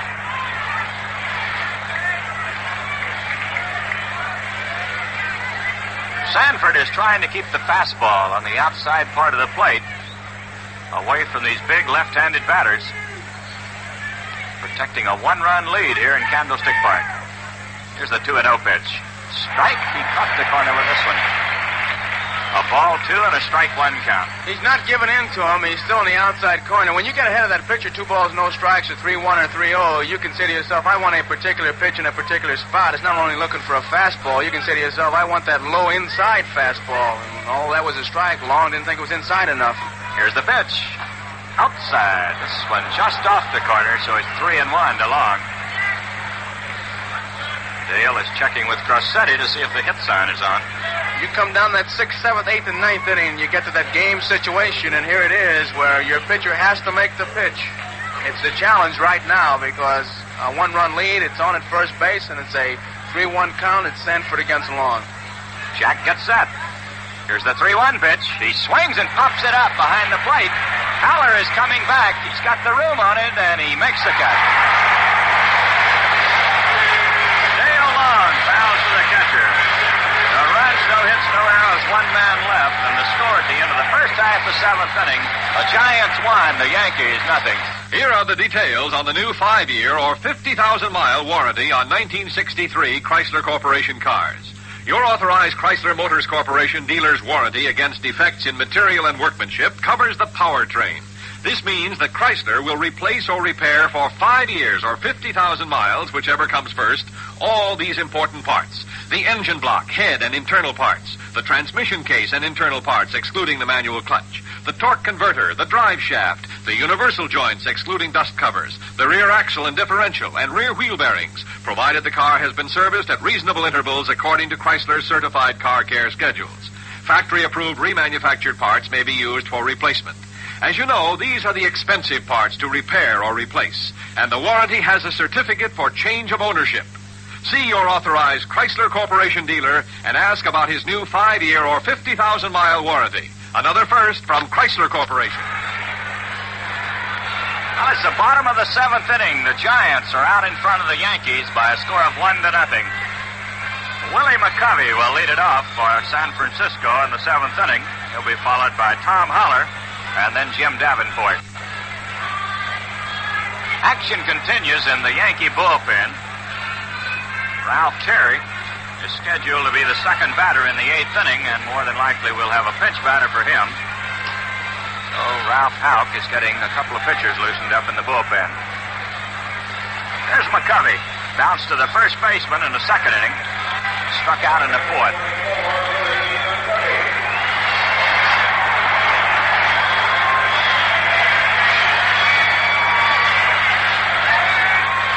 Each team with 2 hits, but the only run of the ball game coming in the 1st inning for the Giants. The pitch to McCovey is the slow curve, and he swings and misses. 1 strike. Johnny Blanchard has left the Yankee bullpen, moving to the dugout, and more than likely he'll be a pinch batter in the 8th inning. It's a 1-strike count to McCovey. Terry ready. The pitch, fastball, he fouls it back. Almost into our radio booth. A strike 2 count to Willie. We're located almost directly behind home plate, a little bit off to the left on the third base side.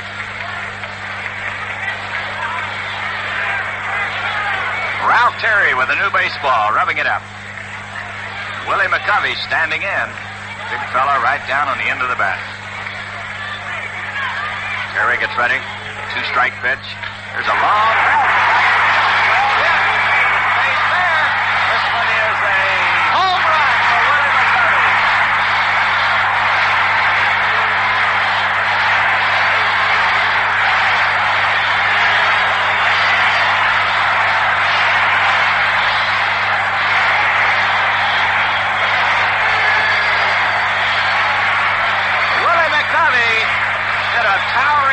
Ball into deep right field. The only doubt about it at all as to whether it was a fair or foul. George, when that fella hits him, they come back with snow on him. You can get signals from him. Here's the catcher, Tom Haller. Terry delivers. Ball, it's outside. 1 ball to strike. You ever seen a guy hit a ball so hard, so easy? That one went a mile, Joe. I lost it in orbit at one time. You'd hear it now. Listen. Beep, beep, beep. There's a 1-0 pitch. A ground ball that's foul off to the right. 1 ball, 1 strike. The Giants are in front by a score of 2-0. Well,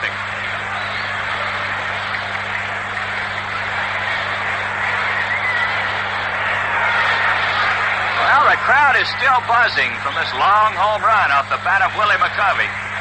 Boy, he hit it a mile. The pitch to Haller. He swings and misses. He got the fastball by him. 1 ball, 2 strikes. That was hit number 3 for the Giants. The Yankees have picked up 2. Well, Well, the Giant fans want more, as you can hear the rhythmic applause as they're cheering their heroes on here at Candlestick Park. Here's the 1-2 pitch. Slow curve hit on the ground. That is fair. It hit the bag at first base. There's going to be no play made. Dale Long was all set to field the ball. It hit the bag, bounded off to the right, and Haller has an infield single. The ball was not hit hard. Dale Long, a couple of steps behind the bag, was all set to pick it up. Step on the bag, it hit first base, bounded to the right. By the time Dale ran it down, too late to get Haller. Yogi out talking to Ralph Terry with Davenport up there. Davenport can handle that bat, so he gives Alvin Dark an option as far as bunting or whether he just wants to play a straight hit and run and stay away from the double play to get Pagan up there. There's Jim Davenport stepping in. He's lined to second base and struck out in 2 trips. A runner at first base with no one out here in the bottom of the 7th inning. The Giants in front, 2-0. Terry delivers. Ball down low. Davenport squared around. He was ready to bunt. 1 ball, no strikes. He can handle that bat, and he's taking a real good look at Whitey Lockman, who's going through the signs. Dale Long talking to Ralph Terry. Long really charging hard from first base. Haller, not a fast runner, but able to get an exceptionally big jump because Long is breaking in quickly, so you can expect something. There's a quick throw to first base. Haller back in time. I'm going to bet he's switching off, George. Here's the 1-0 pitch. There he goes, a hit and run. The ball driven down the right field line. It is foul, curving back into the seats. Well, you hit it right on the head, Joe. The hit and run was on. Haller was moving, and Davenport, with good bat control, lined the ball down the right field line, curving back into the crowd. So it'll be a ball and a strike. He's got Long and Terry going over their signs again as far as a defensive alignment against Davenport. Davenport, Felipe Alou, Pagan, they give Alvin Dark a chance to maneuver, and Dark being that type of a ball player himself when he played, that you could bunt, hit and run and hit, anything. You can't take anything for granted. Terry gets set. There's another throw to first base. Haller back in time. It's a 2-0 ball game. We're in the 7th inning. Here's the pitch. There he goes again. A ground ball down the third base line. It's foul this time. High hopper that would have been a lot of trouble for Boyer as it was hit high into the air. A lot of times as a catcher, you ask your pitcher to throw over the first base, hoping that instinctively the hitter will make the move that'll tip the hand. If he's going to bunt, when he sees the pitcher throw to first base, his hand will slide up the bat handle. Terry threw over to first base a couple times, but Davenport gave no indication he would be bunting. Long laid back that time. They're ready again. Here's the 1-2 pitch. He swings and hits a bouncer to shortstop. Kubek hobbles the ball. Throws to second. He's safe.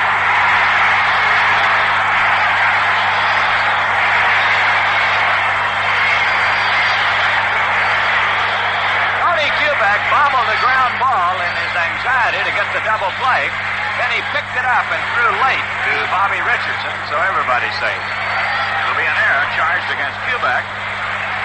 Runners at first and second with no one out, and the batter will be Jose Pagan. Jose flied to center field in the 3rd inning, and in the 5th inning he was hit by a pitch ball. This fella is a good base runner, a good bunter, so the Yankees will be shortening up here looking for the bunt. He's liable to bunt for that base hit, George. He's one of those guys that can go for the base hit in a spot like this with the bunt. Both Long and Boyer are playing in close. Terry delivers. Here's the bunt down the third baseline. Boyer has it. The throw to first base. He's out. Pagan with a good bunt down the third baseline. Boyer flips it over to Bobby Richardson, who covered the bag. The runners move up. Tom Haller goes to third base, Davenport to second with one out, and the batter will be Jack Sanford. Yogi, Terry, and Long out there talking. Keep in mind that Alvin Dark very sweet on the squeeze play, and it was Sanford who squeezed the run home against Drysdale in the playoff game. Sanford has had his instructions from his manager. You can bet on that.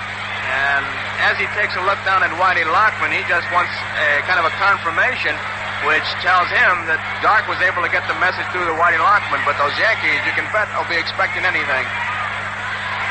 Jack Sanford standing in. Here's the first pitch. Ball, it's down low. 1 ball and no strikes. The Yankees are looking for the bunt. Both Long and Boyer came racing in as Terry delivered the first pitch. Sanford gave no indication he was going to bunt. Terry's going to pitch off the stretch. Yogi asked for it. 1 ball, no strikes. Here's the pitch. Ball, he checked his swing in time. Yogi thought he had gone through it. He whirled to Charlie Berry. Charlie said nope, so it's a ball 2 and a no-strike count. It's a 2-0 ball game here in the 7th. The Giants out in front. They have runners at second and third with 1 out.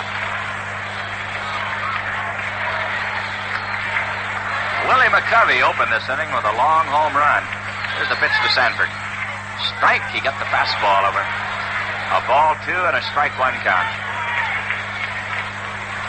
They've got Yogi in the jackpot to where he can't pitch out unless he's absolutely sure, but a lot of times when you have a pitcher up there, now Sanford has taken extra time getting the sign from Lockman. They'll usually let him take at least 1 swing or take 1 strike before they put a play on. I bet that Yogi'd like to see the count 1-1 instead of 2-1 so he could pitch out. Something might be going right about here. Terry getting set. Now he steps up, trying to see if the runners are going to commit themselves. As he stepped off, Sanford stepped out of the box. Here's the 2-1 pitch. He tries to bunt, he missed it, and they've got Haller trapped between home and third. Bear running him down.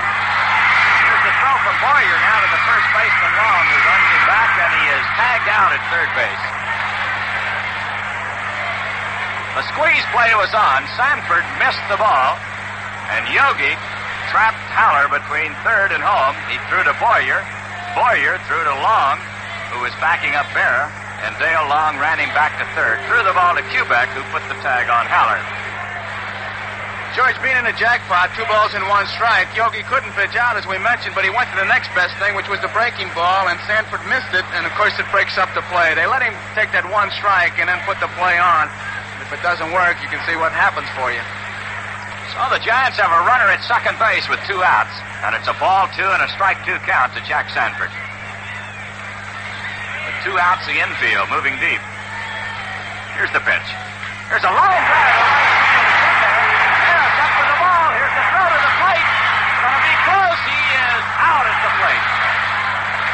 Roger Maris made a perfect throw into Yogi Berra. 1 hop, and he put the tag on the sliding Jimmy Davenport. So for the Giants in the 7th inning, 1 run, 2 hits, 1 error, 1 man left. And the score at the end of 7 full innings of play, the Giants 2 and the Yankees nothing.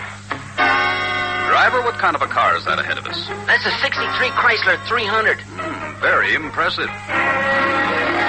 The crisp new custom look of Chrysler 63, the exciting Chrysler 300. This car is exciting when it's standing still, with sweeping horizontal lines and clean integration of body and roof. There's even more excitement inside Chrysler 300. You'll feel it in the oval-shaped steering wheel that's color-keyed to match the interior. And you'll really feel excitement when the 300 starts to move. This car is a direct descendant of the famous sports model. It's the big, beautiful step ahead in performance. Try out this excitement at your dealers. Test drive Chrysler 300, the crisp new custom look of Chrysler 63, a product of Chrysler Corporation. Where quality is engineered into every car. Well, a great throw by Roger Maris in right field, cutting down Jimmy Davenport at the plate, preventing further scoring here in the 7th inning. But the Giants picked up a run. 1 run on 3 hits, 1 error, and 1 man left. And they lead the Yankees by a score of 2-0 as we go into the 8th inning. Big round of applause for Sanford as he goes to the mound. Jack taking a little time. After his base hit, he went back to the dugout, and he's just now getting out to the mound. George, that throw that Maris uncorked is really a catcher's delight. It was a one-hopper, hit that grass, took off. Yogi had plenty of time to catch it, take the ball out of the glove, put it in the bare hand, use the glove for a decoy, and tag Davenport. Those are the kind you really like. Ed Bailey has had some tough throws to handle from the outfield as far as the Giants are concerned. I know he's come in for a little bit of criticism, which I kind of think is unfair because they've been short-hop throws. Anytime you get short-hop throws, they're really tough to handle because you got to hold your ground and make sure that you catch the ball first. And you're doing all this while there's a big thundering herd coming down and the person of any base runner. With a throw like Yogi had to handle, a nice one-hopper, that's the kind you like. You like to see those fellas come in and you tag them oh so nicely. I didn't know catchers tagged them oh so nicely. Nobody ever tagged me that way. Well, they slammed it into my back and put the shin guard into my other side of me or something and blocked the plate. Well, we call that nicely. Oh, I didn't understand. Well, it'll be Clete Boyer to lead off here in the 8th inning for the Yankees. Johnny Blanchard has moved into the on-deck circle. More than likely, he's going to bat for Terry and then Tony Kubek.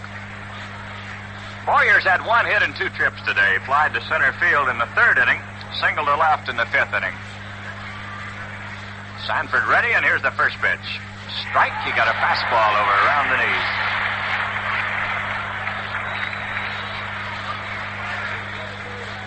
Marshall Bridges, a left-hander, and Bud Daly, a left-hander, throwing in the bullpen for the Yankees.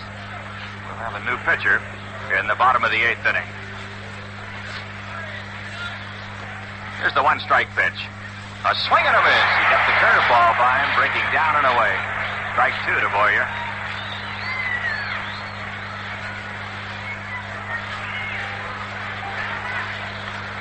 Sanford working very slowly right now. He has a 2-0 lead. He doesn't want to make a mistake. The pitch to Clete. Outside. Slider off the corner. 1 ball, 2 strikes. Well, tomorrow's an off day. We'll be traveling east. And the World Series will open in Yankee Stadium for the 3rd game on Sunday. Billy Pierce for the Giants. Bill Stafford will be the pitcher for the Yankees. Boyer swings and misses on a curveball. Strikeout number 5 for Jack Sanford in this ball game. There's 1 away, and Johnny Blanchard will come on to bat for Terry.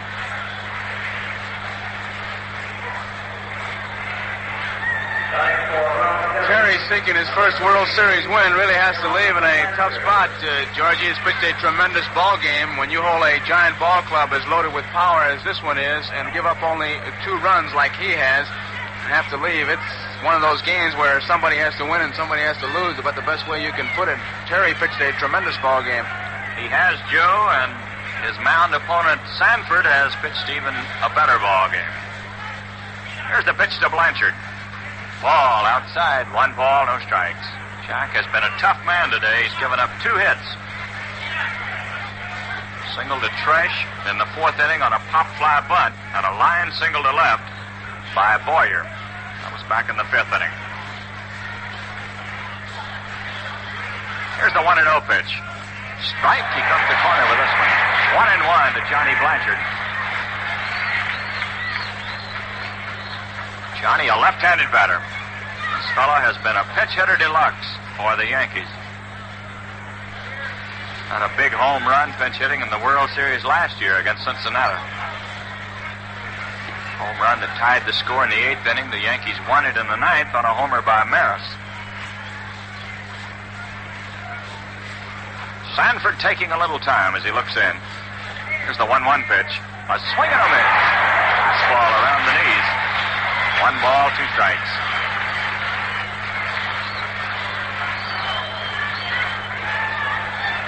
We're in the top of the 8th inning. There's 1 out with no one on. The Giants in front of the Yankees by a score of 2-0. 1 ball, 2 strikes to Johnny Blanchard. Sanford gets ready. Here's the pitch. A swing and a miss. He struck him out. Blanchard goes down swinging. Strikeout number 6 for Jack Sanford. And the batter will be Tony Kubek. Tony has bounced to second, flied to center, and struck out in 3 trips.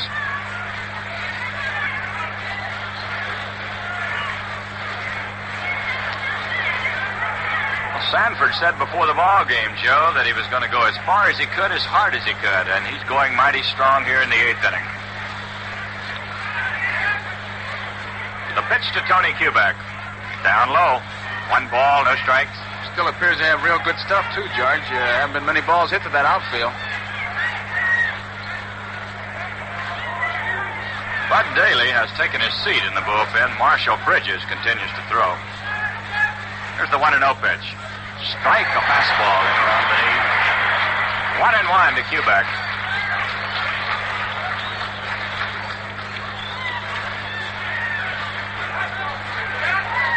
Tony batting with 2 outs and no one on here in the top of the 8th. Here's the 1-1 pitch. A ground ball hit slowly towards second base. Hiller racing in. Here's the throw. He is out at first base. Tony Kubek goes out second to first on a close play. No runs, no hits, no errors, no one left. And the score at the end of the first half of the 8th inning, the Giants 2 and the Yankees nothing. Now there's a car I'd like to own. A 63 Chrysler? Mm-hmm. I don't blame you. The crisp new custom look of Chrysler 63. You'll see it in the big, full-size Chrysler Newport. It's a car to be proud of, a big, beautiful step ahead. There are no junior editions. Chrysler is only big, only luxurious. 18 options are available for interior trim. And it's easy to get in and enjoy that luxury with assist handles, squared-off big rear doors, lots of legroom. All this elegance and size is just a step above the low-priced feel. Let your dealer show you the crisp new custom look of Chrysler 63, a product of Chrysler Corporation. Where quality is engineered into every car.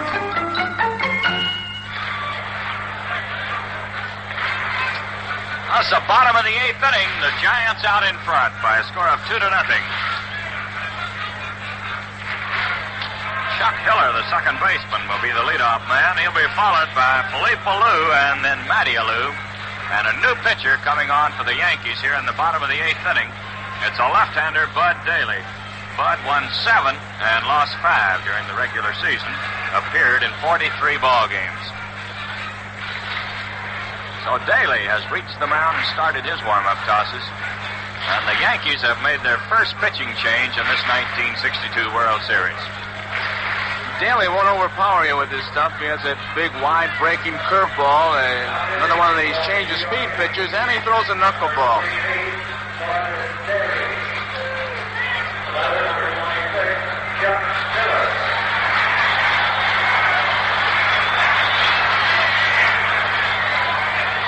Chuck Hiller, left-handed hitting second baseman, steps in to lead it off. He's had a double in 2 official trips. He doubled and scored a run in the first inning, walked in the third, and bounced to the first baseman in the 6th inning. Daly ready, and here's the first pitch. A curveball, it's in there. 1 strike.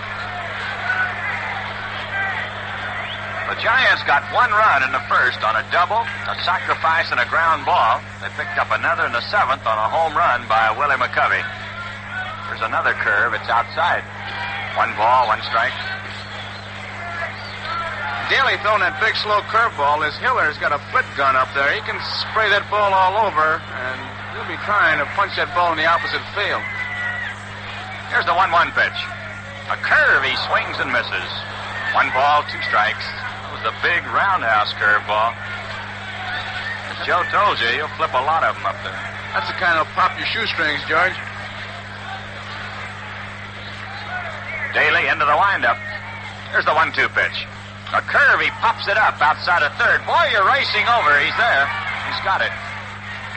Chuck Hiller fouls to the third baseman, Fleet Boyer. That'll bring up Philippe Alou, the right fielder. Alou is 1 for 2 officially. Sacrificed in the first inning. Foul to the third baseman in the third. And he singled into left center field in the 6th inning.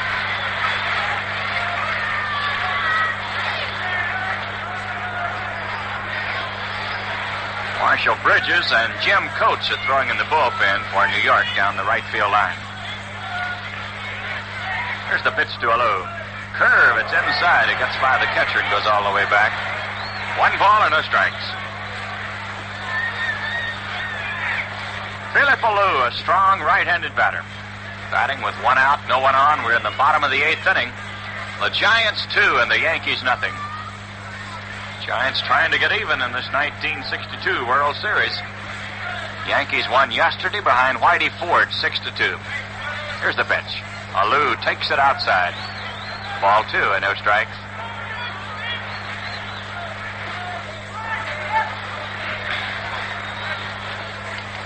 Daly, a slow worker, takes a lot of time between pitches as he looks in. Here's the 2-0 pitch. Curveball outside. Ball 3 and no strikes.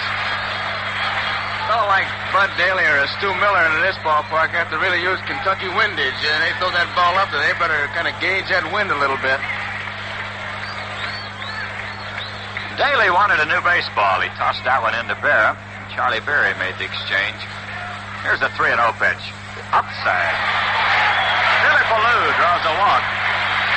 Put a runner at first base with 1 out. And the batter will be Matty Alou, the left fielder. And he's a left-handed batter.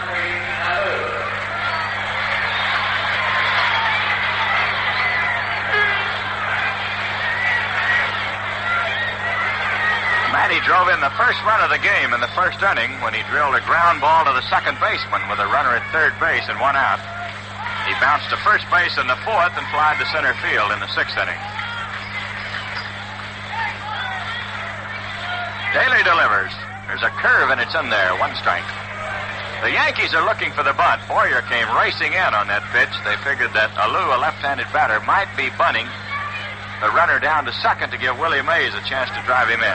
You'd really have to check your scorecard then, George. If they'd get him down to second base, they'd put Mays on. It'd be Daly against McCovey or Cepeda, so you'd be jumping 2 hitters down. Kind of surprised to see Boyer in looking for the bunt. Daly taking a little time, goes to the rosin bag. He's got a runner at first base with 1 out. Here's the pitch. Curveball. He pops it foul behind the plate. This one coming back into the crowd.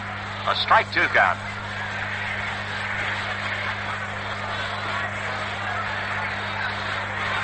Matty Alou, a left-handed batter, standing in against the left-hander, Bud Daly.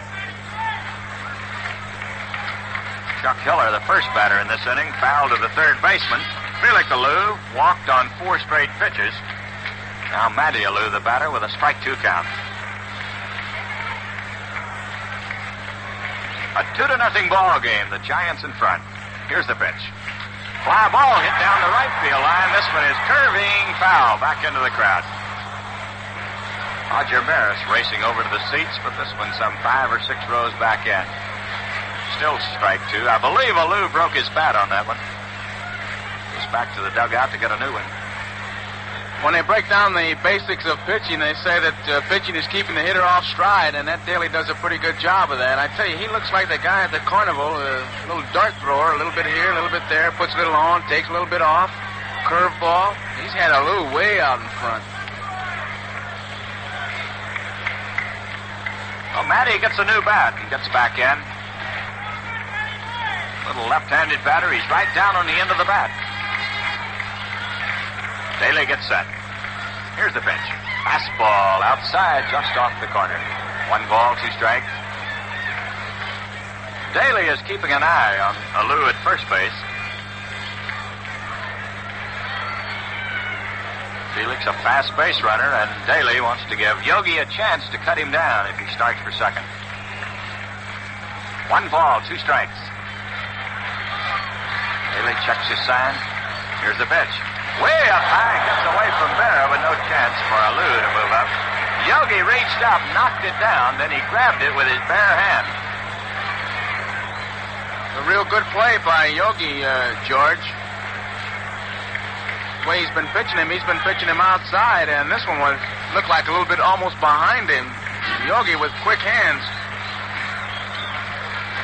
That's a ball 2 and a strike 2 count. Daly taking a lot of time right now. He gets off the rubber again, goes to the rosin bag before he gets back on.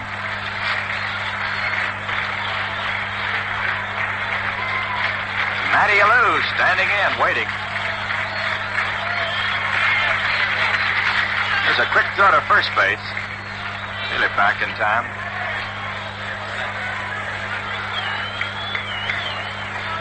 Daly keeping a close eye on the base runner at first base. Ready to go. Here's the 2-2 pitch. Curveball. He lines it foul down the right field line. This one back in the crowd. Still 2-2. Daly hung the curveball once again. This one high and inside. Alou getting out in front. The Giants have 2 runs on 5 hits and no errors. The Yankees have no runs on 2 hits, and they've committed 1 error. The error did not contribute to the scoring in this ball game. Here's the pitch. He bunts down the third baseline. Boyer with a quick throw to first. It's up high.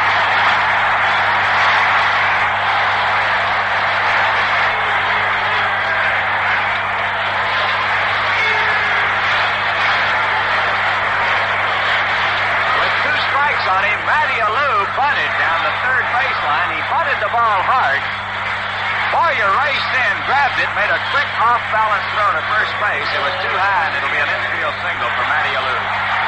With 9 out of 10 pitches from Daly being that slow curveball, Matty Alou gambled that it would be the slow curveball, and he knew he wouldn't have to come up with the perfect bunt. He gambled and won, and he has just set up a pretty good size inning here for these Giants. They got the middle of the lineup coming up. Runners at first and second with 1 out, and the batter is Willie Mays. Willie's 0 for 3 today. Here's the pitch. Way outside with a knuckleball.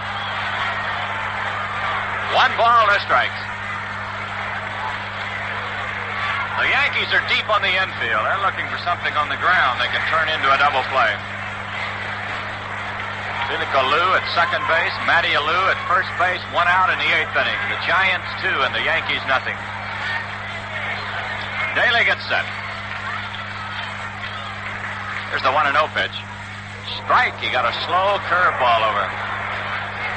You can bet that play by Alou was one that he put on himself. Really won't be positive until you talk to manager Dark, but after fouling off 8 or 9 pitches, he had Boyer way wide of the bag, and he gambled, and it's a big gamble play, and it's paid off for him. Willie Mays, the batter, with a ball and a strike.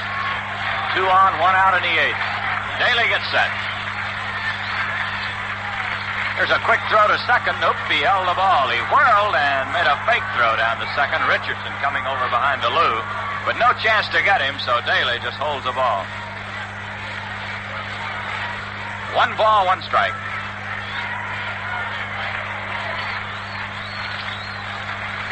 Daly delivers. Here's a fly ball. Mantle going back. He's deep center, makes the catch. Alou tags up, moves to third. Matty going to second, slides in safely. Willie Mays hit the ball some 400 feet away in the straightaway center field. Mickey Mantle going back to make the catch. Philip Alou moved to third base, and Matty Alou down to second with 2 outs. And the batter will be Willie McCovey.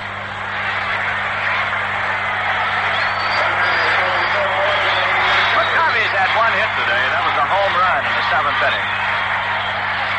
Big round of applause for Willie as he steps in. Runners at second and third with 2 outs. Daly into the windup. The pitch, a curve outside. McCovey checked his swing. 1 ball, no strike. The Giants lead 2-0.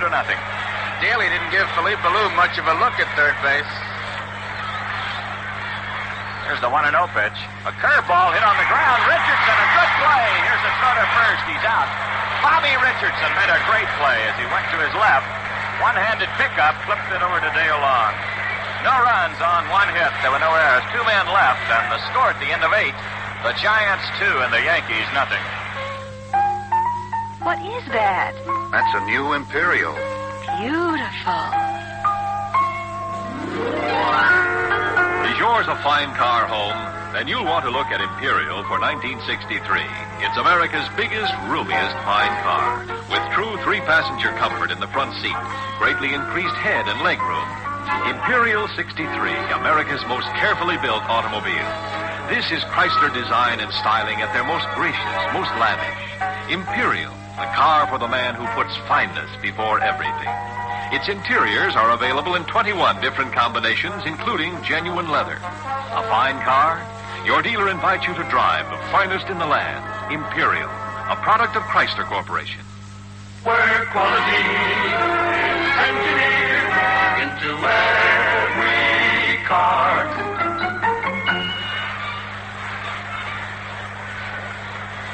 Let's pause 30 seconds here for station identification. It takes a special something extra to be a major league ball player, or anything else that rates as the very best. Take Saratoga Vichy, for instance.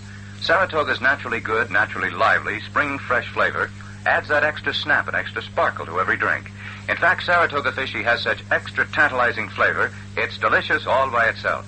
Next time you get that great big thirst, enjoy the extra satisfaction you get only from Saratoga Vichy with the yellow label. WGY Schenectady. Well, it's the top of the ninth inning here at Candlestick Park in San Francisco, and the Giants are out in front of the Yankees by a score of 2-0. Bobby Richardson will lead off for New York. He'll be followed by Tom Tresh and then Mickey Mantle. Bobby looking for his first hit today. He's bounced to the shortstop twice and flied to center field. Jack Sanford has gone all the way for the Giants. Here's the pitch to Bobby. Strike, a fastball right in there. Richardson was taking all the way, trying to work his way on to get the tying run up to the plate. A one-strike count. Sanford into the windup. Here's the pitch. A ground ball back to the mound. Jack has it on one hop. Throws to first in plenty of time. Bobby Richardson goes out, pitcher to the first baseman. That's one away, and the batter will be Tom Tresh. Tommy walked in the first inning, singled in the fourth, and struck out in the sixth inning. He's 1 for 2.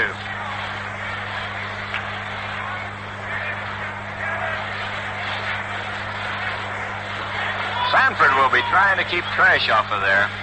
Mantle and Maris following, each representing the tying run. Here's the pitch. It's up high. 1 ball, no strikes.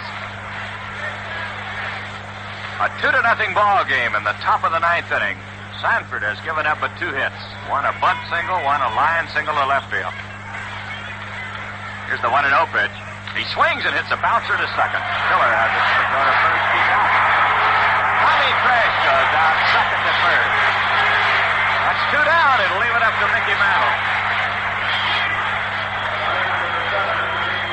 Mickey is looking for his first hit in the World Series. He has popped to the shortstop, fouled to third, and bounced to the first baseman today.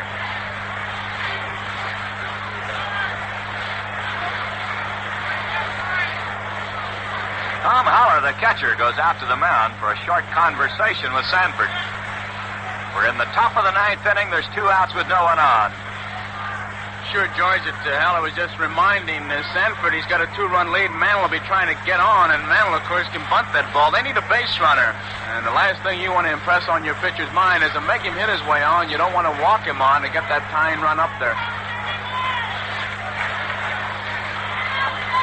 Mantle in the box steps out for a moment. Little war of nerves going on right now between Sanford and Mantle. Mickey steps in. We're ready to go. Jack gets ready. Here's the pitch. Strike. He got a fastball over it. Mickey Mantle stepped back. Charlie Berry went up for the right hand, and Mickey whirled and said something to Berry. Might have thought the pitch was inside. A 1-strike count. Sanford taking the long look in. Here's the pitch. Ball. It's outside. 1-1 to the Mick.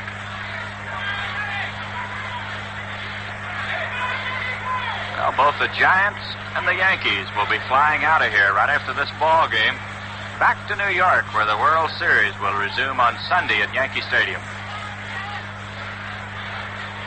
Sanford gets ready. Here's the 1-1 pitch. He swings a long belt into deep right center field. It's well hit. It is off the fence. Mantle on his way to second. He'll go in with a double. A line drive off the fence in deep right center field. And Mantle is at second base.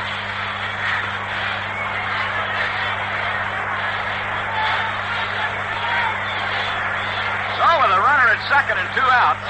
Roger Maris steps in, representing the tying run for the Yankees.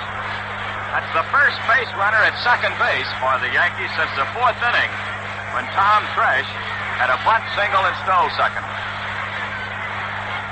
Sanford gets set.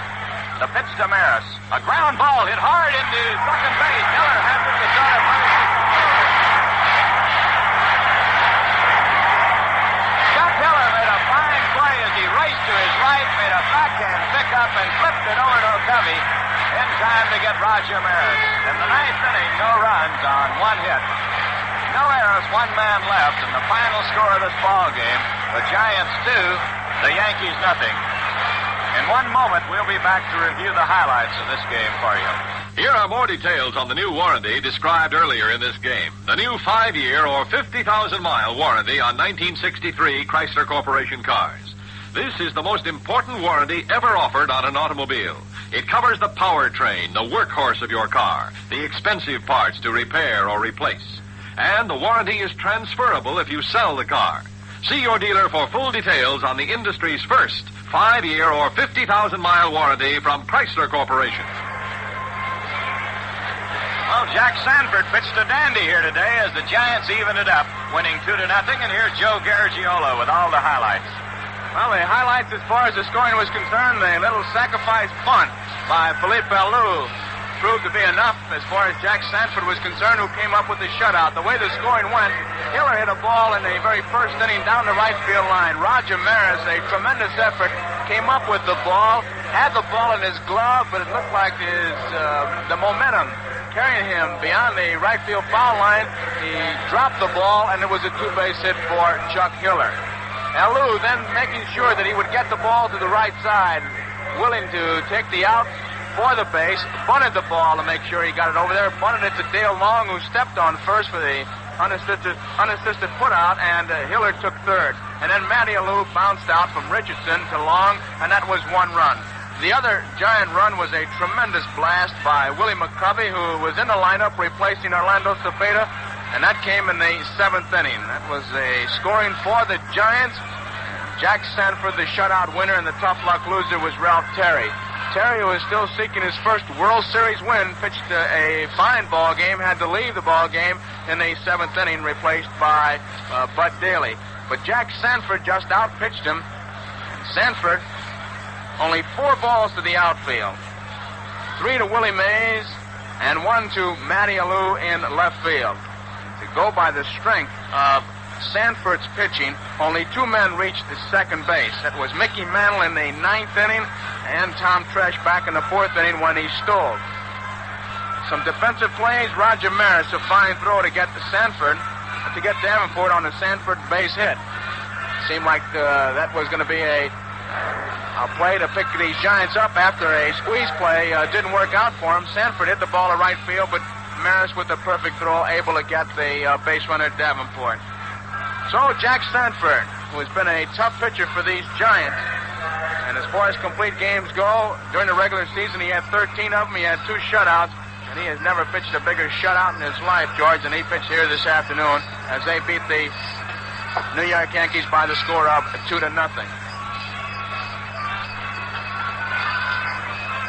So it'll be on to New York now, and it'll be Bill Pierce for the San Francisco Giants and Bill Stafford, the pitcher for the Yankees.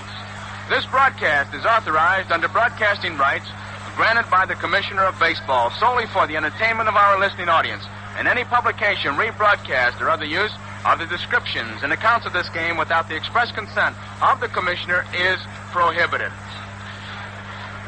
Our NBC engineer this afternoon was Don Hall. The NBC producer was Hal Ashby. And that wraps up the second 1962 World Series game. But be with us again, 2 p.m. Eastern Daylight Time for the 3rd game of the World Series, when your host, as today, again will be the Chrysler Corporation, where quality is engineered into every car, and the Gillette Safety Razor Company, world leader in shaving.